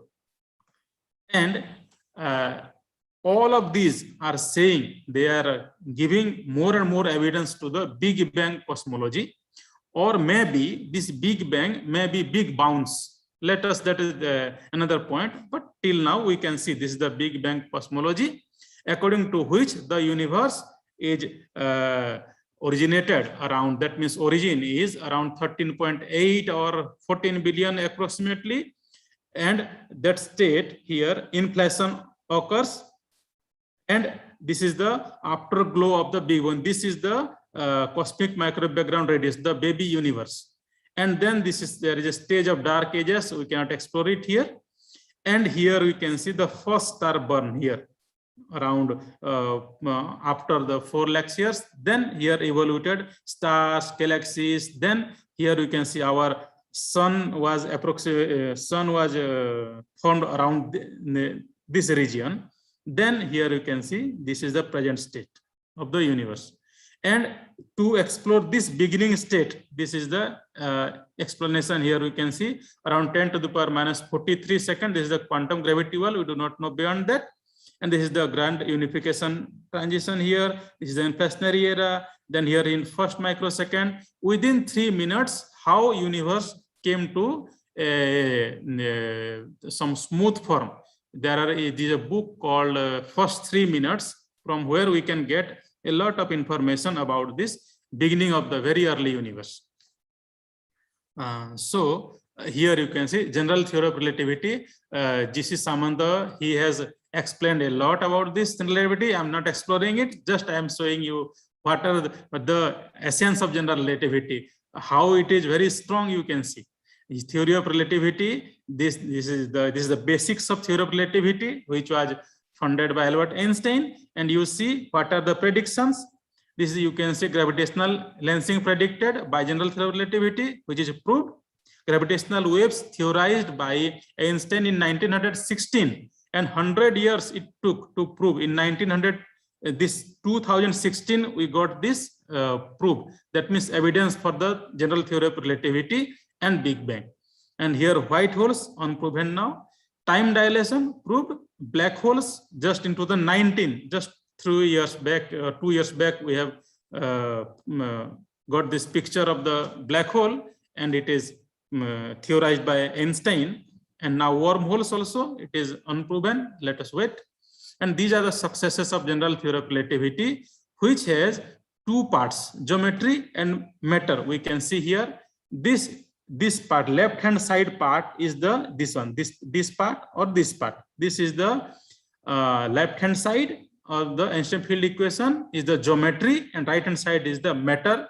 And if you see the works of people working in relativity and cosmology, then you can find most of the mathematicians, they work on the geometry, and most of the physicists, they work on the physical part. That means here you can say, I will show you some parameters that how physicists are mostly doing. They are exploring this one and trying to find the geometry. But mathematicians, they try to they theorize this geometry and try to explain the matter. But both are same thing. The geometry say, here you can see, this space-time tells matter how to move, and the matter tells how to be curved. So this is the, but collaboratively, mathematics and physics both must be collaboratively work to get better and better models of the universe, better and better explanation of the universe, together with some nowadays, either this is the age of computers, so we must work with some computational skills, and just not just to derive a model mathematically and just say that this is the property of the universe, but we must explore more and more statistically and computationally. So these are the basic structure. I am not going in detail. This is already explained by Professor Samanta. And here, so also he has explained this one. Just I want to say the solution of the Einstein field equation is called the cosmology. I think I have just 10-15 minutes, so I'll go a little bit fast. These are I'm not explaining. And the Friedman-Robertson-Walker geometry if we will take, and we can form this one, derive the Einstein field equation, where h is the Hubble parameter, a is the scale factor, rho is the density of the universe, p is the pressure of the universe. Then with this setup, here we can see all, if we theorized, if we try to find the solution, we will get, here we can see, you can see two equations only, two independent equations, either 2 and 3 or here 4 and 5, two equations only here. And if you see positive density and positive pressure, always give you, here you can see these are positive terms, we will negative, so acceleration here will be negative, sorry, positive. So here we can see here the decelerated expansion. For positive density, positive pressure, we will have only decelerated expansion of the universe. That is, if we consider the universe as perfect fluid, for example, you see here, perfect fluid matter, if we will consider, then we will have two universe, radiation dominated universe, early one, and dust dominated universe, the present one. Then both of the cases, we will get this one, a double dot here, less than, a double dot less than 0 means this is our deceleration. Okay, in both of the cases, the deceleration parameter, for example, you see this deceleration parameter q, this should be positive, this should be negative according to the present observation. But in all these models, we will get this is negative. So, so these are the decelerated expansion of the universe model here, but we need acceleration. So how to get acceleration? So to get the acceleration of the universe, we need some extra source of energy that here I will explain you here. Yeah, this one.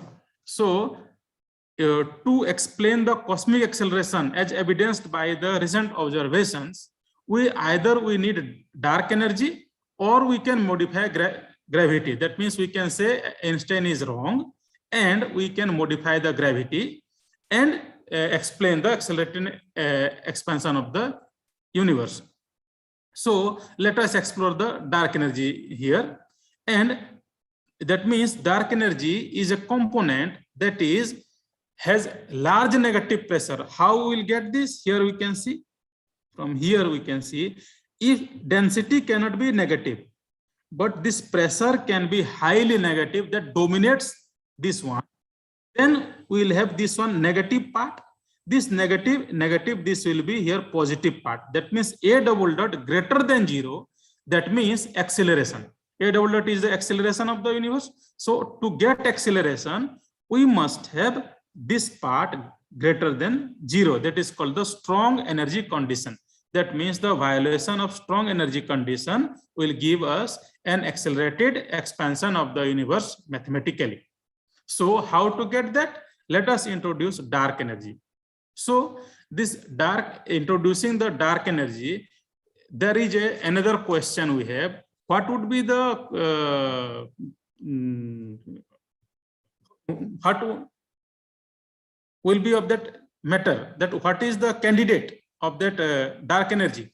The first one was actually not only first, but the simplest and the best candidate as of now is the cosmological constant. So those who are working in cosmology, they know about the cosmological constant. This was actually introduced by Einstein to get a static universe.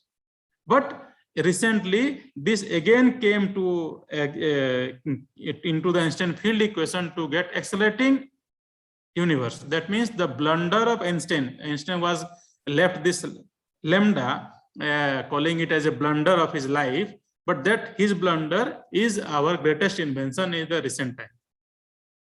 And other candidates are quintessence, phantom, K essence, Tachyon fields, holographic, chameleons, Galileans, and some different kinds of equation of state we can consider. The Chaplygin gas, polytropic gas, van der Waals fluid, and many more are there. There are hundreds of, not 100 I can say, but there are many, more than 40, 50 different models of the universe in the just past 30 years to get accelerating expansion of the universe.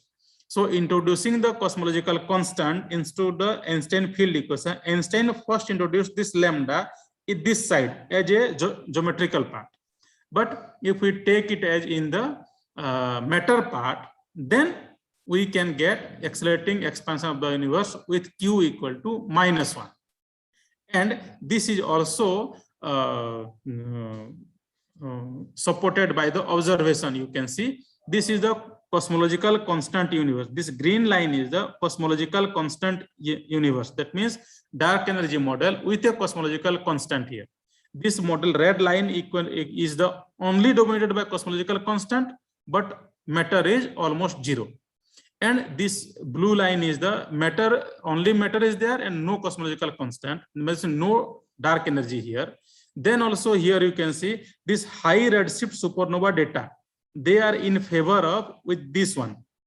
That means 30% of matter and almost 70% of dark energy. This model is more favored model.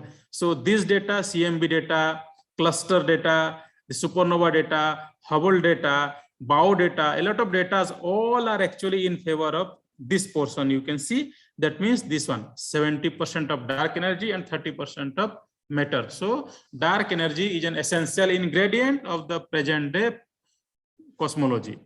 And how to get, model the universe with dark energy, we can take cosmological constant and model the universe. There are many models people have derived in different way and explore the universe mathematically and also physically. The other candidate we can say, let us the scalar field. Also the cosmological constant is also a case of this scalar field. So scalar field is the better approximation for the physicist, but in mathematicians still they are not exploring this one, but we must explore this one highly, because the cosmological constant is also a case of this one.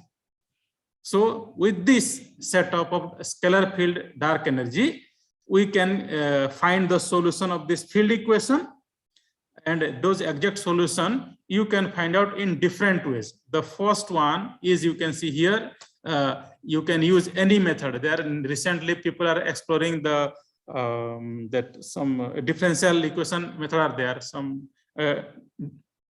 dynamical system approach, or some other approach is there. However, whatever the case you can take and you can explore. I will explain here. But the simplest way people are doing is the model independent way, or the cosmological parameterization. But they are not using this word, just they are finding solution. But that is actually cosmological parameterization. I have written a paper on this in the past 50-60 years. Whatever the parameterizations were used by a lot of mathematicians specifically and some physicists, those I have accounted in a single paper and written all these parameterizations.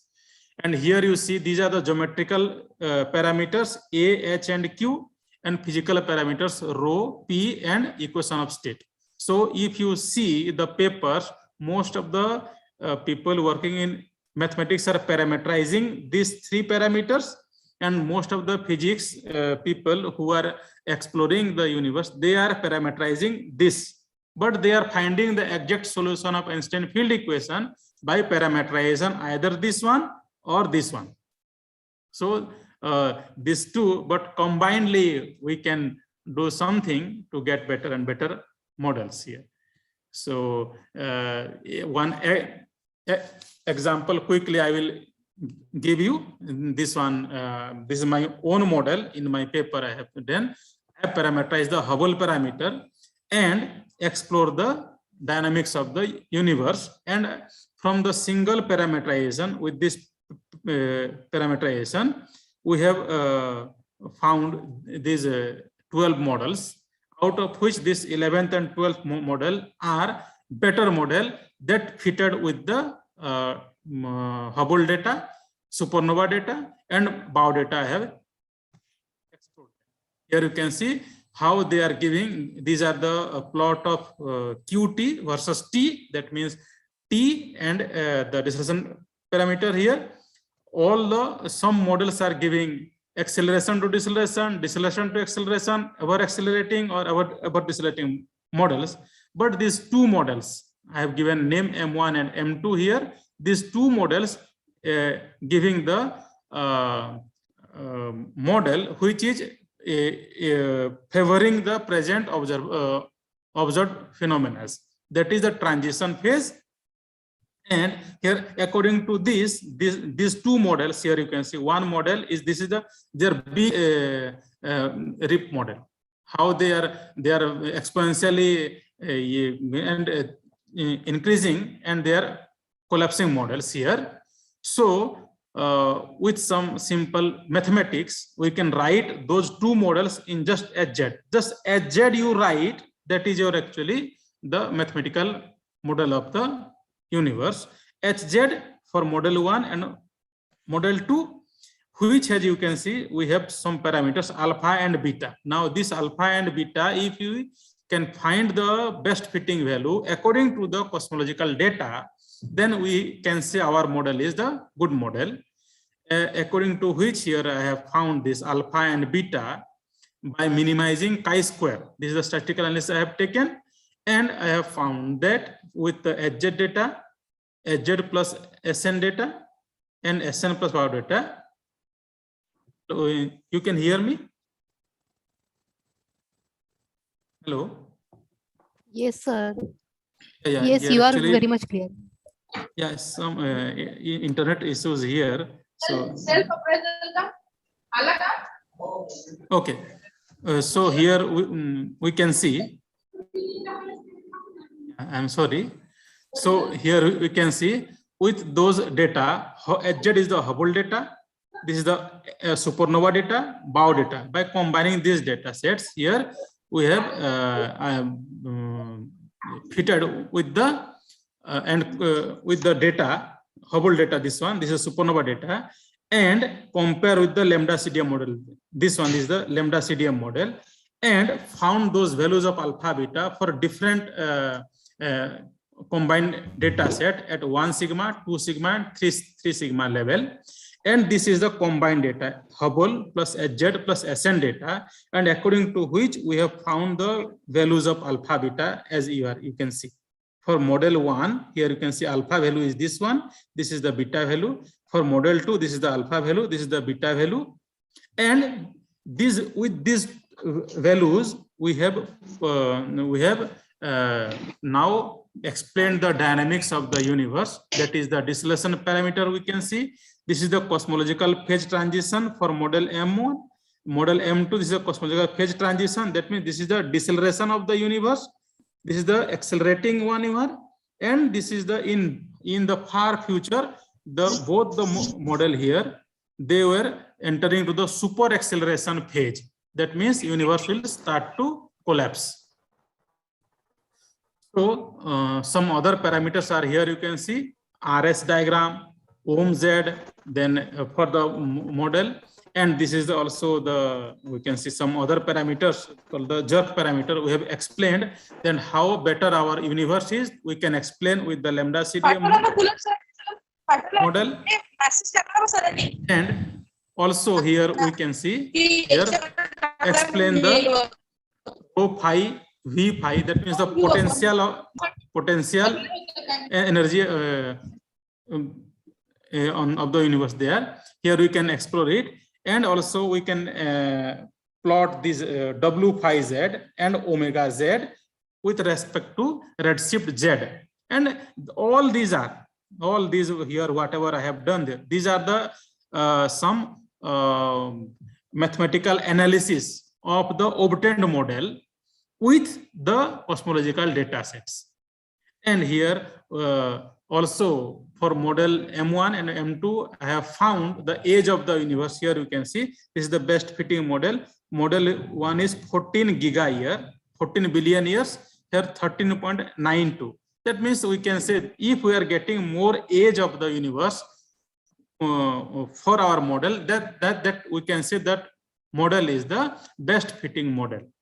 So similarly, you can take any other parameterization, either physical parameterization or geometrical parameterization, and obtain the solution of the Einstein field equation and discuss their properties, physical and geometrical properties. And here, just few remarks I want to give you. To explore the physical universe, we can find the solution, whatever I explained here, or some other method is there, that is the dynamical system analysis. That is better. This is actually, we can say, ad hoc conditions, but it has it is convenient to all of us. We can start from here and we can go for there.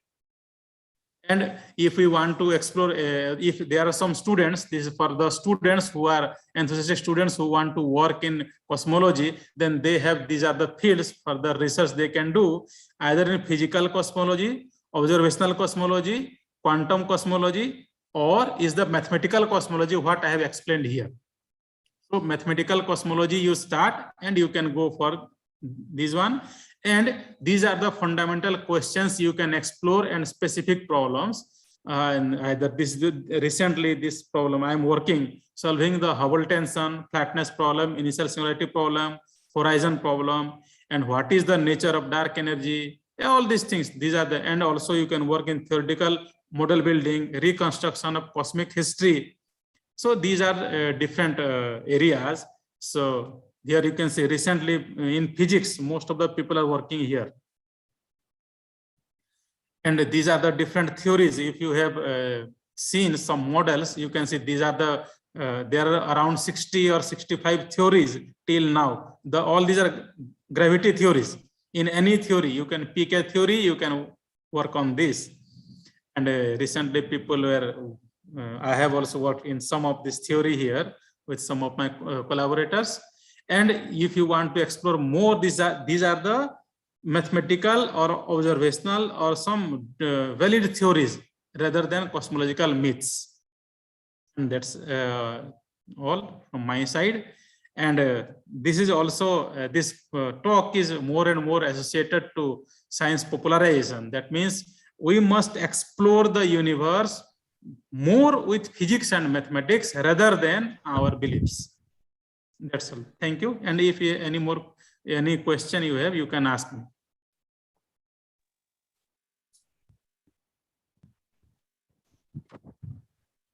Yes. Thank you so much, sir. Hello, sir. Hello. Yeah. Tell me. Myself, Professor Y. Soloke. Initially, I congratulate you for the best presentation here. So, but I have one doubt. Yes, sir. But you have mentioned in your presentation that in order to get accelerating and expanding universe, we have to add two parameters. One that is dark energy, and other one to modify the gravity. Yes. Two ways those are. Let me know, sir, how we can modify the gravity in Einstein field equation. Yeah, that is the Einstein theory is actually very, very accurate in our classical regime. For example, the perihelion of Mercury, and in this local scale, or we can see.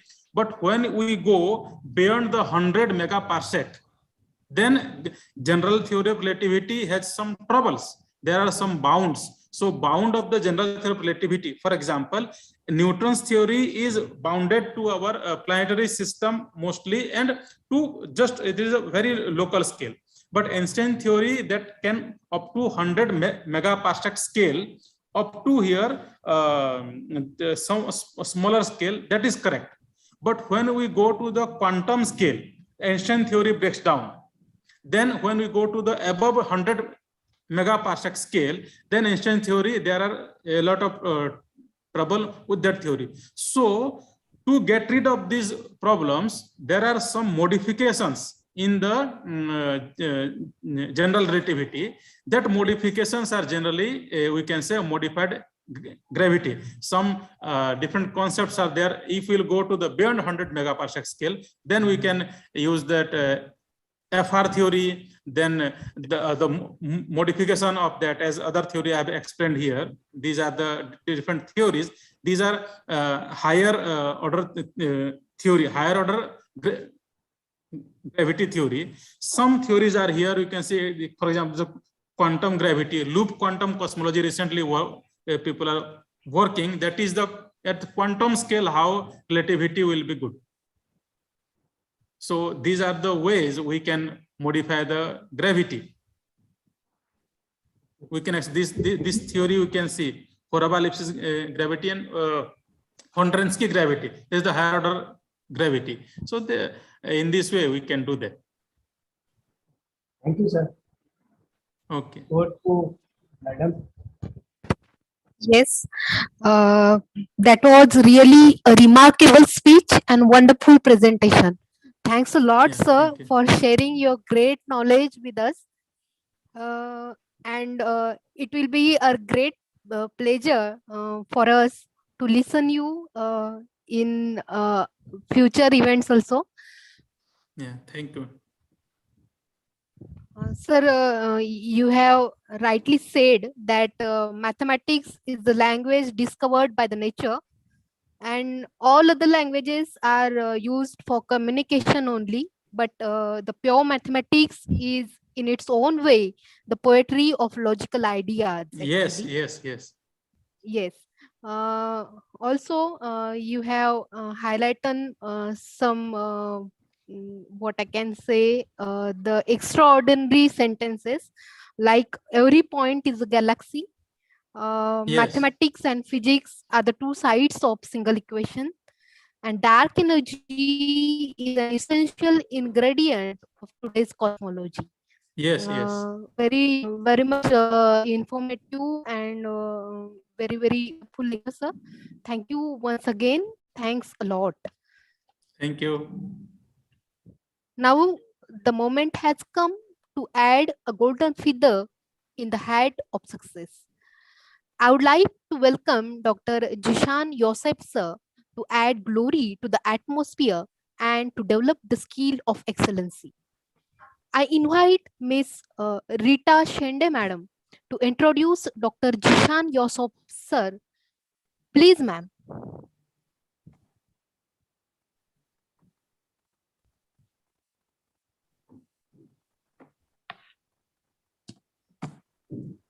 Good afternoon, one and all.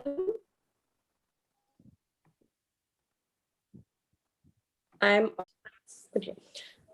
Yes. Good afternoon, one and all. I, Rita Shende, visiting assistant professor, Department of Mathematics, Government College of Engineering, Nagpur, welcome you all in today's last session. It's my pleasure to introduce our speaker, who is known for his work in mathematical science. Our speaker of this session is one of the top youngest researcher of Pakistan in the field of mathematics and basic science. None other than Dr. Jishan Yusuf, sir, the 7th most productive young scientist of Pakistan. He is working as an assistant professor in Department of Mathematics, University of Punjab, Lahore. According to science-wide author database our speaker, Dr. Jishan Yusuf, sir, has been ranked among the top 2% scientists from all over the world. Sir has started his career by joining University of Punjab as a lecturer in 2014. He did PhD in mathematics with specialization in modified gravitational theories, and cosmology. In his administrative experience, Sir worked as a member of departmental admission committee, as well as he also worked as the in-charge associative secretary organizer of many different events. Sir trained himself by attending different types of training like faculty orientation program, ProQuest, e-boot, central advanced training, and many more. Sir successfully completed many research projects as a principal investigator. Recently, Sir is working on a national research project for universities from HES entitled Evaluation of the Universe under the influence of higher order gravitational theories as a co-principal investigator. With huge interest in cosmology, electromagnetic field, relativity, geometry, astrophysics, Sir taught many subjects like analytical dynamics, cosmology, general theory of relativity, and vector and tensor analysis, and much more. Apart from teaching, Sir published 100 research papers which are referred by more than 2,600 times by national and international researchers. The cumulative impact factor of his research article is 280.521. Sir also involved in organizing 2 national and 3 international conferences conducted by the University of Punjab, Lahore. More than 80 journals published by Sir, having 35 H index and 65 I-10 index of his scientific research paper. Initially, Sir worked on exact solution of the Einstein field equation, effects of the cosmology constant, dark energy problem. But Sir now recently working on dynamic system techniques in the field of gravitation and cosmology. We are so glad having Jishan Sir as our speaker. Thank you so much, Sir, for being here in this afternoon. I request you to please share your unending knowledge with us. Over to you, Sir. Thank you so much, ma'am Rita. I'm very happy to that you did a lot of work over my contribution, and I would also like to say special thanks to Professor Salonki and also Professor Vijay Dagwal. I have many good friends in India. For example, Professor Sabir Ray, he is a very good researcher, and he is also our teacher, and Professor Farooq Rahman and Professor P.K. Sahu, and there are many other researchers. I am very happy to give talk to India at this very outstanding event. So today the topic of my presentation is related to the role of structure scalars on the study of complex systems. So in this talk, I will describe few structure variables and what are their roles in order to study the complex systems. What are complex systems? This is another study, because there are some systems in which we have a complexity, in which there are complexity, and complexity have a very big role in it. For example, a system in which particles interact differently within the system or the environment, their behavior is difficult to understand and are termed as complex. For example, human brain, communication system, information processing, network theory, etc. In any physical system, different factors combine to define complexity. There is a well-known research provided by Lopez Ruiz, who developed the concept of complexity in terms of information and entropy. Information provides us the knowledge about the object, and entropy is the measure of disorderness. And after that, he also demonstrated the concept of complexity with the help of disequilibrium. And for astrophysical or self-gravitating objects, the probability distribution in terms of energy density defines the complexity. Only energy density is not sufficient to examine the complexity as objects. Hello. Hello, Yes. sir. Your screen is not moving. Yes. Your screen is not moving. Okay, yes, I'm actually on this on a single screen because I'm talking about the complex system first, and It's after okay. that I'll move forward. Okay, Go ahead, because go ahead. once the audience know the concept of complex systems, and after that they can understand what is the main role of structure scalars on the study of these systems. Okay, so in order to understand the complex system, one should know the information and entropy, because these two things develop the concept of complexity. And for astrophysical or self-gravitating objects, the probability distribution in terms of energy density define the complexity. Because here I am trying to describe the complexity factor for astrophysical objects. Therefore, I should use energy density. Okay, so recently Harara provided a new concept of complexity factor, including both inhomogeneous energy density and anisotropy to define a complexity. And I heard the talk of very good researchers, Professor Samantha and Professor Passif, and they told about the contribution Einstein theory, and then they implement this study in their results. So I would like to brief some very good contribution of Albert Einstein, because Albert Einstein developed a gravitational theory in 1915 and changed the perspective of seeing the cosmos. This is one of the most revolutionary and widely accepted theories during the last century, and has been regarded as the bedrock of modern physics. And general relativity characterizes how matter interacts dynamically with the geometry of space-time by using Einstein field equations.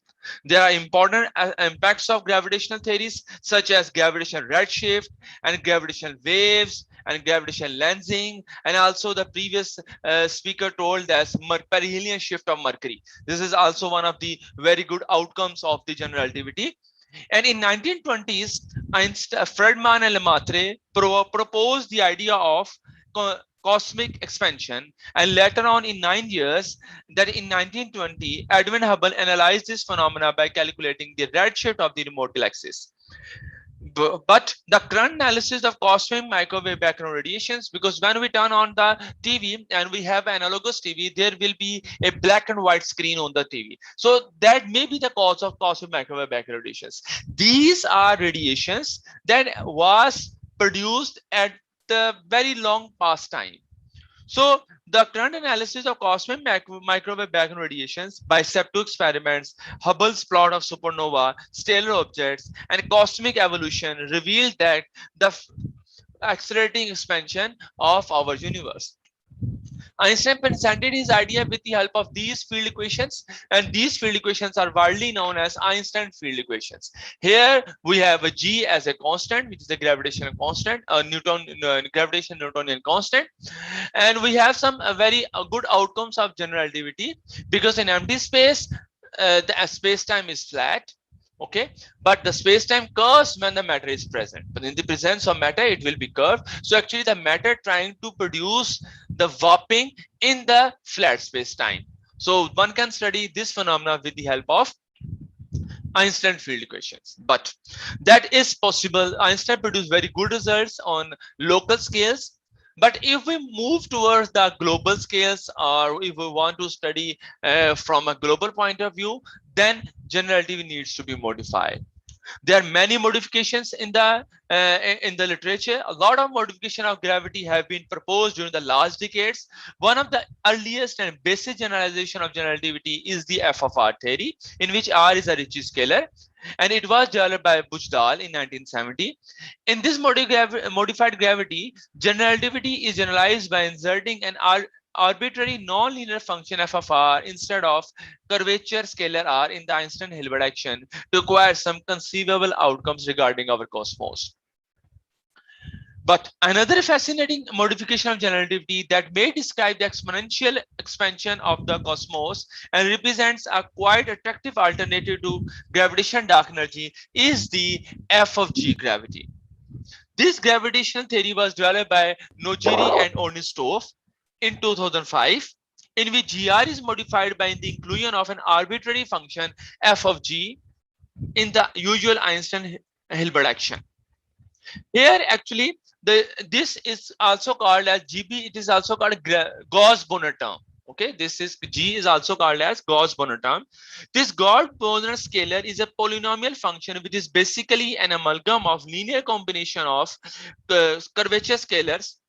Okay, so here these quantities actually describe the Ricci tensor and Riemann tensor and Ricci scalar. In four-dimensional manifold, the linear GB quadratic curvature scalar is termed as topologically invariant and associated with Lovelock scalars, which only submit the second order derivative terms. But afterwards, when f of r was introduced, there was another theory that was introduced by Harko, and he actually presented a theory which is widely known as f of rt theory. He introduced RT as the trace of energy moment tensor, and it is among the attractive models of modified gravity. He introduced the notion of f of RT gravity by introducing the T in the well-known theory of f of R. The quantity T may be considered as, because here I have a T, and this T is widely now may be considered by exotic imperfect fluids or quantum effects. And also they presented dynamical equations and associative equations of motion for a test particle. In the similar fashion, there was another theory was introduced recently, and that was introduced by Sharif and Ikram in 2016. Just like the Harko produced f of RT theory from f of R, so they introduced the theory f of GT from f of G. Okay, so to explain the accelerated expansion of the universe, the nature of paragmatic dark matter and dark energy, this modified gravity was evolved. In this theory, the generic function G is coupled with T, which is a trace of energy moment tensor. Now I'm going to describe few literature review according to related to my work. The Lopez-Ruiz put forward a probabilistic and disequilibrium approach to describe the complexity of physical system. It has many applications regarding different physical systems because they presented the definition of complexity with the help of two concepts that I told you earlier.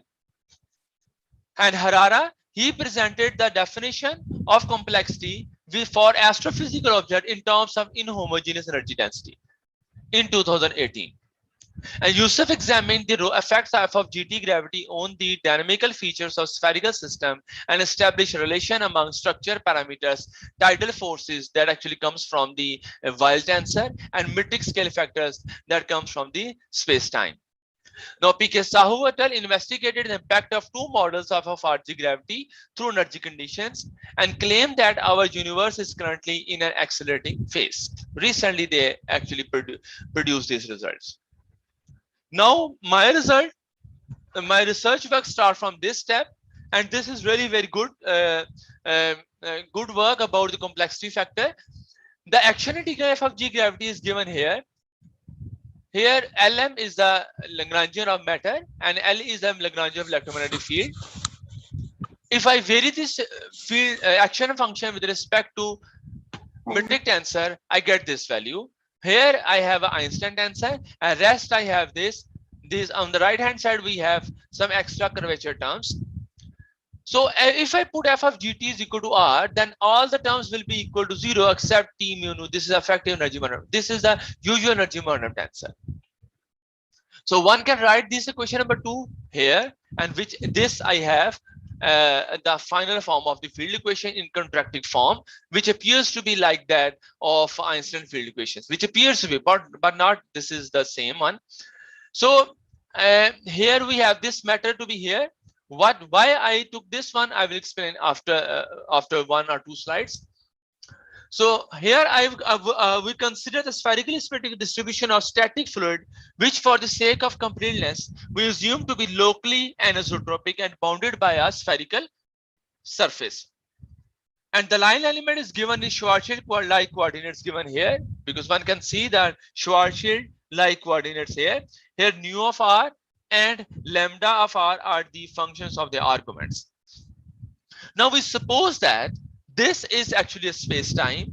We suppose that this is when viewed by a co-moving with the fluid observer. The physical content of the space consists of an anisotropic fluid of energy density, radial pressure, tangential pressure, and whose mathematical form is given over here.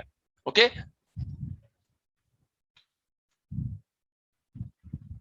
Now the modified field equations, after using these results in equation number 3, I get these values. Here prime denotes the derivative with respect to r, and the values of mu effective, PR effective, and P per effective are given over here. Now, unlike GR, in f of GT, the divergence of energy moment tensor is not invariant. It is non-zero. Okay, so it has some non-zero values which is given over here. Now, from this, I can find the hydrostatic equilibrium conditions equation as here, equation number 11. This is a generalized Tolman-Oppenheimer-Volkoff equation for anisotropic matter.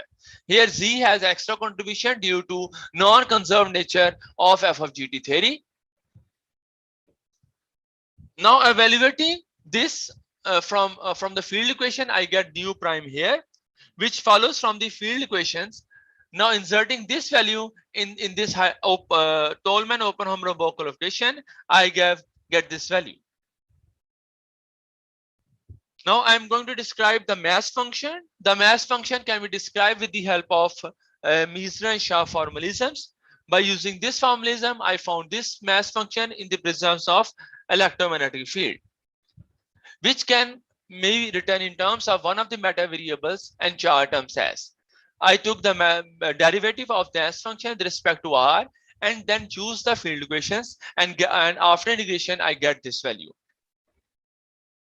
Now I'm going to describe another section of our research which is related to junction conditions. What is the purpose of the junction condition? It actually joins the two different manifolds over the hypersurface. So I assume that outside the hypersurface we have this geometry, which is known as regional non-storm metric, and inside it there is a geometry which is given in the previous equation, that was the spherical equation in Schwarzschild-like coordinate systems. So when I join them by using Darwaja junction conditions, in order to apply the Darwaja junction conditions, what I need to do, I need to evaluate first the first fundamental form and then the second fundamental form, and then I use to compare them and then get the values given over here. So over the hypersurface, when I move over the boundary, these four conditions should be fulfilled. Okay, and if this chi1 contains extra curvature terms due to f of GT gravity, if I assume f of GT is equal to r, then this term will be equal to 0, then our result reduces to general relativity. Here is the value of chi. So now I've described the mass function. Here we shall introduce the two commonly used definitions of the mass function of a sphere interior to the surface sigma, as well as some interesting relations between them and the Weil tensor. These will be used later to justify our result for the complexity factor. Now, with the help of mass function and field equations, I get this value because when I use the Misner-Shah mass function and field equations simultaneously, when I solve them and get this value, equation number 12. Okay, and in the similar fashion, this E has been calculated. And what is E here? It is actually the Weil scalar. The Weil scalar comes from the Weil tensor. One can evaluate the Weil scalar from the Weil tensor very easily. A Weil scalar has components that has expression in terms of geometry coordinates. For example, e to the power nu and e to the raised power lambda. Now, after using these two equations, I use in the field equations and get the value of E in terms of matter variables. Now one can see that these are matter variables along with the Maxwell terms. Okay, so this is a very peculiar form of the Weil scalar, and this has been found after some manipulations. So when we substitute the value of E, the mass function, because when we solve them simultaneously, because here I have a E and this is the E, when you substitute here, and then I get this value over here. Okay, and this equation relates a wild tensor to two fundamental physical properties of the fluid distributions, that is energy density and local anisotropy. Okay, so we can have also the effects of charge with the help of these equations, and also extra curvature terms are present because of GT terms, because of effective terms. Here are the effective terms. Now I'm going to introduce another definition to describe the energy content of the fluid sphere, and was proposed by Tolman many years ago. Because here my purpose is to introduce two most commonly used definitions for the mass function. The first was the Misra-Shah mass function, and second is the Tolman mass function. Professor Sabel Ray did a lot of work over the Tolman mass function. So the Tolman mass for the spherically symmetric matter distribution is given over here. This is a generic formula. I have developed this according to my theory, and the relation between MT and M is expressed over here. Here I have the MT, which is Tolman mass, and it is the MR, which is the Misra-Shah mass. I use it and this equation and solve them simultaneously. I get the relation between them with the help of field equations also. Now the final expression for MT comes out in the form of anisotropy pressure, energy density, and homogeneity in the presence of dark source terms over here, which can be alternatively written over here. Here one can see that this MT holds sigma. This sigma describes that this is actually has been evaluated over the boundary surface, and this is R sigma is a constant, and this integral from R to the constant term, that can be 0, that can be any constant number, and one can evaluate these tensor if we know the nu and lambda. Now I'm going to describe a very important section of our talk, that is orthogonal splitting of the Riemann curvature tensor. The orthogonal splitting of the Riemann curvature tensor was first considered by Bell and then by Hararatal. They introduced the result. They introduced the three tensors Y alpha beta, Z alpha beta, and X alpha beta, where star has a specific operator, which is given over here, and it's a dual tensor. The Riemann tensor is expressed in terms of wild tensor, and Ricci tensor, Ricci scalar, is given here. Now using the field equations and modified field equations, we get this equation from the previous one.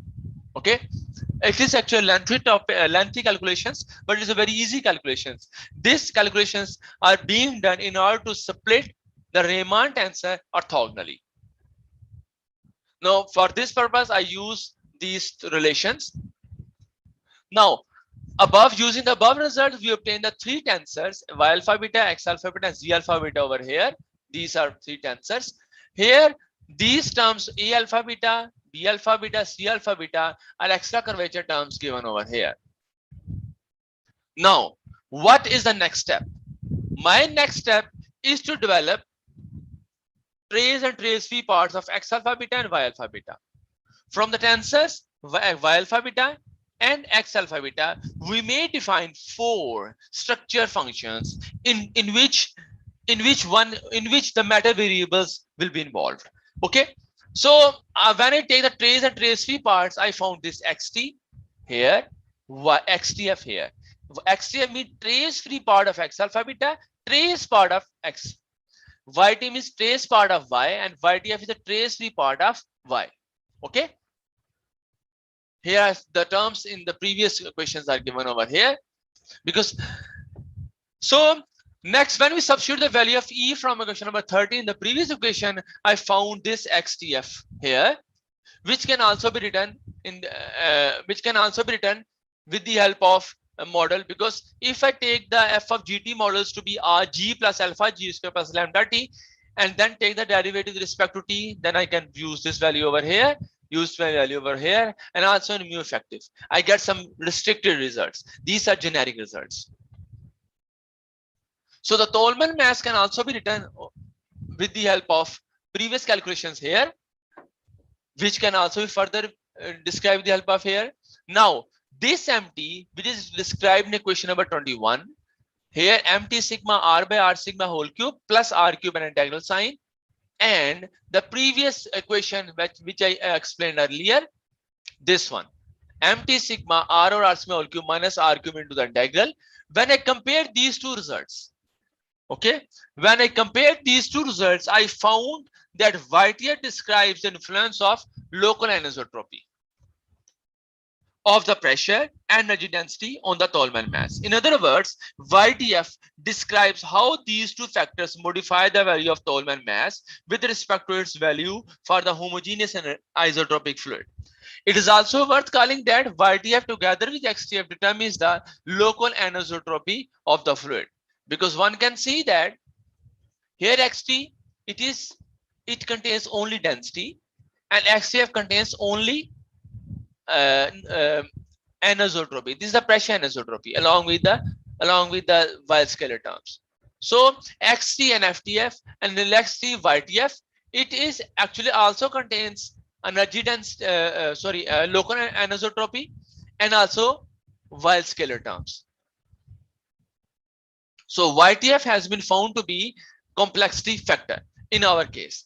So we are able to find the complexity of the system in our results. And in order to study the less complex systems, I need to put the complexity factor to be equal to 0. So since YTF is a complexity factor, so I use YTF is equal to 0 in order to found the results of those fluids which have 0 complexity factor. So this is the condition that I found with the help of complexity factor in order to study anisotropic self-gravitating astrophysical objects who are less complex in nature. So next I will study few applications of our calculations in which I use the Gohru and Mehra and SARS, which is a very well-known result. A family of anisotropic spheres can lead to physically satisfactory models for compact objects. The starting point for the obtention of these models is an assumption on the form of the metric coefficient, metric function, and also energy density given over here. This result has been taken from the Gohru and Mehra and SARS, who presented this in SARS in order to study the compact objects having anisotropic spherical distributions. So after using the values, I found this one and this one, e to the raised 1 minus lambda, which is a matter, which is a metric coefficient.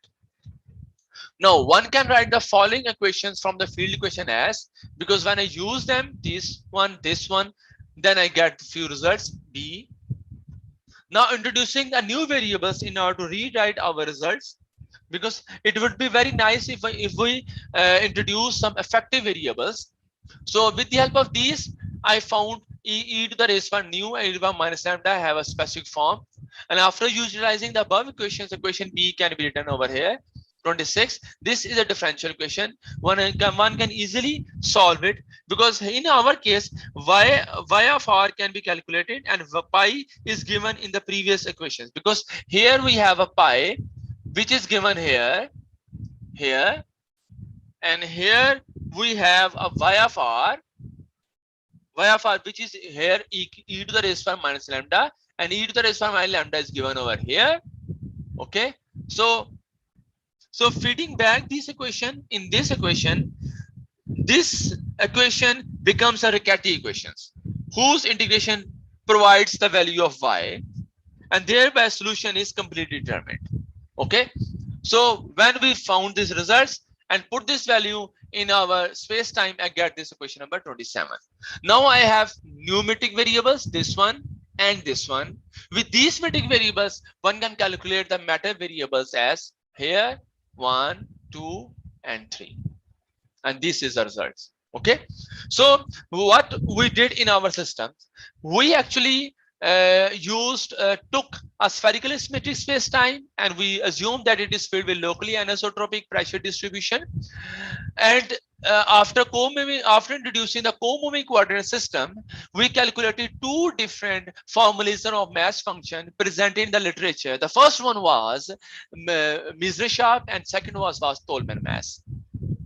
And afterwards, we use the orthogonal separating of the Riemann curvature tensor. We solve them simultaneously and get the complexity factor. We put the complexity factor is equal to 0, and then we found our results. And we apply our results in order to study specific applications that was presented by Gohru and Mehra. So in a nutshell, Complete orthogonal decomposition of the Riemann tensor is done. One of them is YTF, which is considered to be the complexity factor. It reveals the fact that in homogeneity of the energy density, anisotropic pressure and charge terms are including the YTF factor with the inclusion of extra curvature terms. Tolman mass is shown in the form of scalar for anisotropic pressure in homogeneous fluid and charge effects with f of gt gravity. This scalar encloses the electric charge effects for the relativistic fluid, and we conclude that charge terms trying to decrease the complexity of the system. Some exact interior solution to the modified field equation satisfying the zero complexity criteria are found to study the structure and evolution of the compact objects. Now, I would like to say special thanks to all of you, especially the organizers of this very prestigious seminar. And I would like to say special thanks to Professor Y.S. Salonki and Professor Vijay Dakwal.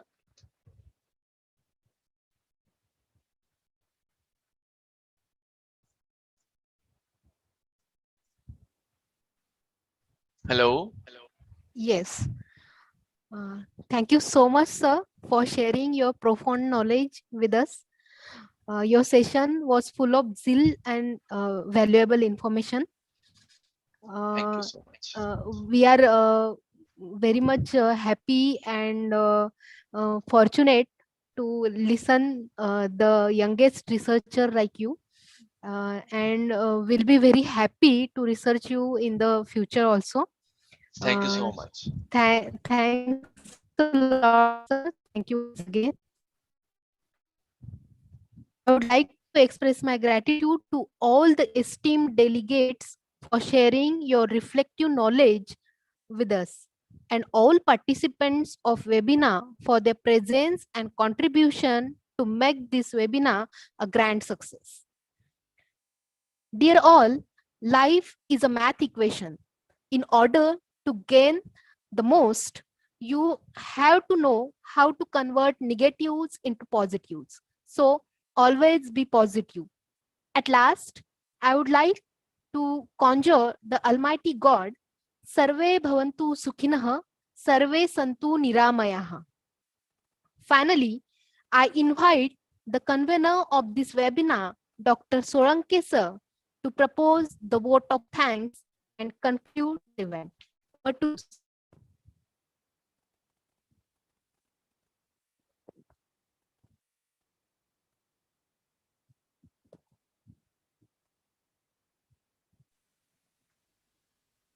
Thank you, madam. Thank you, madam. Now it is part of our decision. Before it is my privilege to तुमचा sir तुमच्या आजूबाजूला mike चालू आहे, दुसरा mike चालू आहे कोण असतील तो बंद.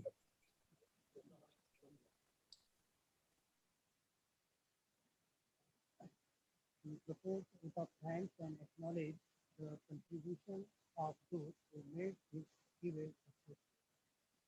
Initially, my heartiest thanks goes to the president of today's webinar, Professor and Secretary of the institution, Dr. Sangita B. Gupta, who strongly believes that every teacher and research scholar has its own potential to, through your guidance and motivation, encourage us in our difficulties to overcome them. Thank you so much for believing us to us.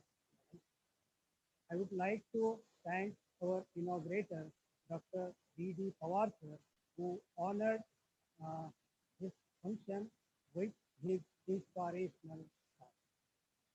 I must mention our deep sense of appreciation for Dr. Gauranga Charan Samanta, Associate Professor in PG Department of Mathematics from Fakir Mohan University, Balasore, Odisha, for his explanation of background of cosmology. Further, we are grateful to Dr. Shivesh Kumar Vyas Passive from CCSC SGT University, Gurgaon, Haryana, for demonstrating his topic, the physical universe, observational status and mathematical modeling. I may like to express our sincere thanks to Dr. Hussain Ishuk from Quaid-i-Azam campus, Lahore, Pakistan, for giving an excellent coverage to role of structural scalars on the study of complex systems. I would like to thank our beloved principal, Dr. V.D. Rao sir, and Dr. N.D. Raugave sir, our staff members, students, participants, and last but not least, our beloved audience for making this function successful, because without your support, this function cannot be successful. I cannot thank everyone for their participation and their willingness to complete tasks beyond their comfort zone until your pace is correct. Beware of this example of that.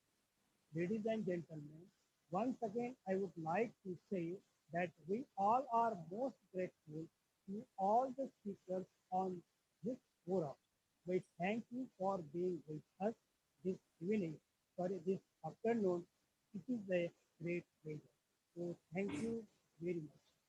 Thank you. And with the permission of chairperson of today's event, I declare that this event is over. Before departing the platform, I would like to request the participants to submit their feedback. After submission of the feedback, all of them will get the certificate of this event. After after 1 hour, I will submit the link of the feedback form on the Telegram. So thanks to all of you. Good afternoon.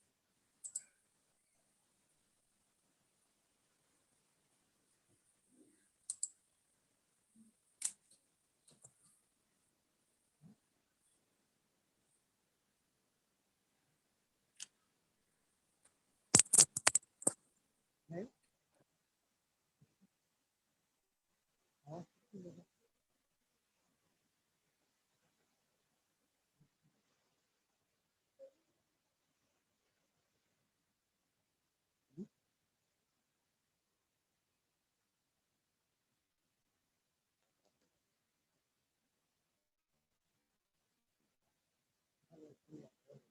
मला काय ऐकायला भेटलं का?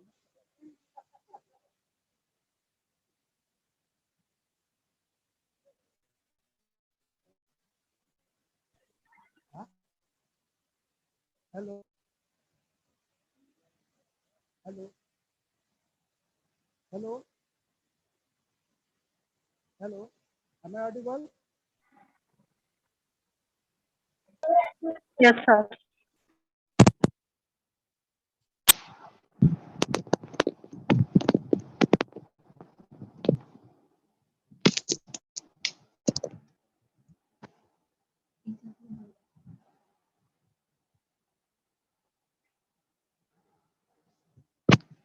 Hello.